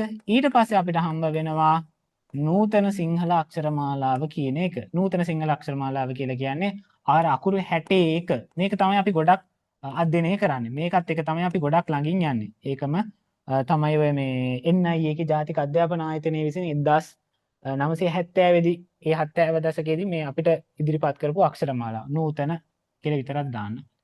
ඊට පස්සේ ඔය මේ කොළඹ විශ්වවිද්‍යාලයේ මහාචාර්යවරයෙක්ගේ ප්‍රමුඛත්වයෙන් එයා අද මදහසක් ඉදිරිපත් කරලා තිනවා. ඒකේ තියෙනවා සමකාලීන සිංහල අක්ෂරමාලාව කියලා. ඊට පස්සේ ළමයි තව එකක් තියෙනවා. මෙතන ඉඳන් මේ තරු දාගෙන ඇවිල්ලා තියෙනවා. අපිටත් ඉතින්නේ අන්තිම හරියනේ. හරිද? 5යි. එතන 6. ඊටසේ 7 තමයි ජාත්‍යන්තර සිංහල අක්ෂර මේ අක්ෂරමාලාව කියන. ඇත්තටම මේක ජාත්‍යන්තර සිංහල අක්ෂරමාලාවද කියලා කට්ටිය පිළිගන්නේත් නැහැ. සමහර කට්ටිය කියනවා මේක මේ ජාත්‍යන්තර නෙමෙයි මේක යුනිකේතකරණයක්. නැත්නම් අපි යුනිකෝඩ් වලින් ගහනවා කියලා කියන්නේ. අර ටයිප් කරනකොට එහෙම ඔයාලා මේ ඉස්කෝල පොත කියලා එකක් අහලා ඇති. හරිද? ඉස්කෝල පොත කියලා එක. හරිද? ඉස්කෝල පොත. ඉස්කෝල පොත කියලා මේ ඉස්කෝලේ තියෙන පොත නෙමෙයි. ටයිප් කරනකොට අපි එකක් පාවිච්චි කරනවා. ඒක බේ ලිබ්‍රේ. ඊට පස්සේ පුස්කොළ පොත කියලා තියෙනවා යුනිකෝඩ් වල එක ෆොන්ට් එක. ඔන්න වගේ සහ යාල් දේවි මගේ මතකේ නම් ඔව් යාල් දේවි කියලා එකක් තියෙනවා. තව තියෙනවා නේටෝ ෂෙරිෆ් සිංහල කියලා එකක් තියෙනවා. නේටෝ තව එකක් ඇවිල්ලා සිංහල කියලා එකක් තියෙනවා. හරිද? ඔන්න ඔහම තියෙනවා යුනිකෝඩ් කීපයක්ම. එතකොට ඒවැය තියෙන අක්ෂරමාලාවත් එක්ක අර මේ මම ඔයාලට එවපු පොතේ අන්තිමටම ඒක තියෙනවා. හැබැයි ළමයි මේ ඒකේ අර මේ අර්ධ චන්ද්‍රාකෘති කියලා එකක් තියෙනවා. මෙන්න මෙහෙම එකක්. ඒක නැහැ. පරණේ වේ. පරණ මේකේ ඒක අලුතෙන් එකතු කරපු එක. ඒක අර්ධ ව්‍යංජන කියලා තමයි නෑ එපා මේක හිතන්න එපා. මේක අපි එතකොට කතා කරමු. එතකොට මේ විදිහට ගත්තට පස්සේ සිංහල අක්ෂරමාලාවේ විකාශය මේ දක්වාම තියෙනවා. හැබැයි මේක විතරක් නෙමේ අවසානයේ. මෙතනිනුත් එහාට සිංහල අක්ෂරමාලාවේ විකාශය පිළිබඳව උගතුන් කතා කරලා තියෙනවා. නමුත් මම හිතනවා අපිට මේ ටික විතරක් දැනගත්තාම හොඳටම ඇති කියලා. හොඳටම ප්‍රමාණවත්. මොකද ඒ ටිකෙන් තමයි සිංහල අක්ෂරමාලාව පිළිබඳව අපිට පැහැදිලි අවබෝධයක් ලබා ගන්න පුළුවන් වෙන්නේ. එතකොට මම ඊළඟ සතියේ මේවා එකෙන් එකට අකුරෙන් අකුරට කතා කරලා ඔයාලගේ ඔළුවට දානවා. හරිද? එතකොට ඔයාලට පුළුවන් මේක පැහැදිලිව තේරුම් අරගෙන ඔළුවට අරගෙන යම් කිසි අවබෝධයක් ලබා ගන්න. හරිද? එතකොට දැන් අපේ පන්තියේ සිංහලම පන්තියනේ. එතකොට අපේ පන්තියේ සිංහලම තමයි උගන්වන්නේ. හැබැයි එහෙම කියලා උඹලගේ අනාගතය අමතක කරන්නේ. ඔයාලගේ අනාගතයටත් අදාළ හැම දෙයක්ම අපි කතා කරනවා. දැන් අපි මේකේ YouTube එක තියෙනවානේ කවුරු හරි කෙනෙක් අපිට අපේ පන්තියට සහභාගී වෙන්න හරි මොන හරි එකකට කැමති නම් එයාලට අපිව සම්බන්ධ කරගන්න පුළුවන්. හරිද? හරි ඔයාලගේ උනත් යාළුවෝ ඉන්නවා නම් ඒක දැනුවත් කරන්න. හරි. එතකොට ළමයි අපි මම එහෙම වුණොත් දැන් මේ වෙලාවේ ලයිව් එක අයින් කරනවා. තප්පරයක් ඉන්න ඔයාලා අයින් වෙන්න එපා. ඕ ස්ටොප් ලයිව්. ඒ වගේම රෙකෝඩිනුත් ස්ටොප් කරනවා. හරිද?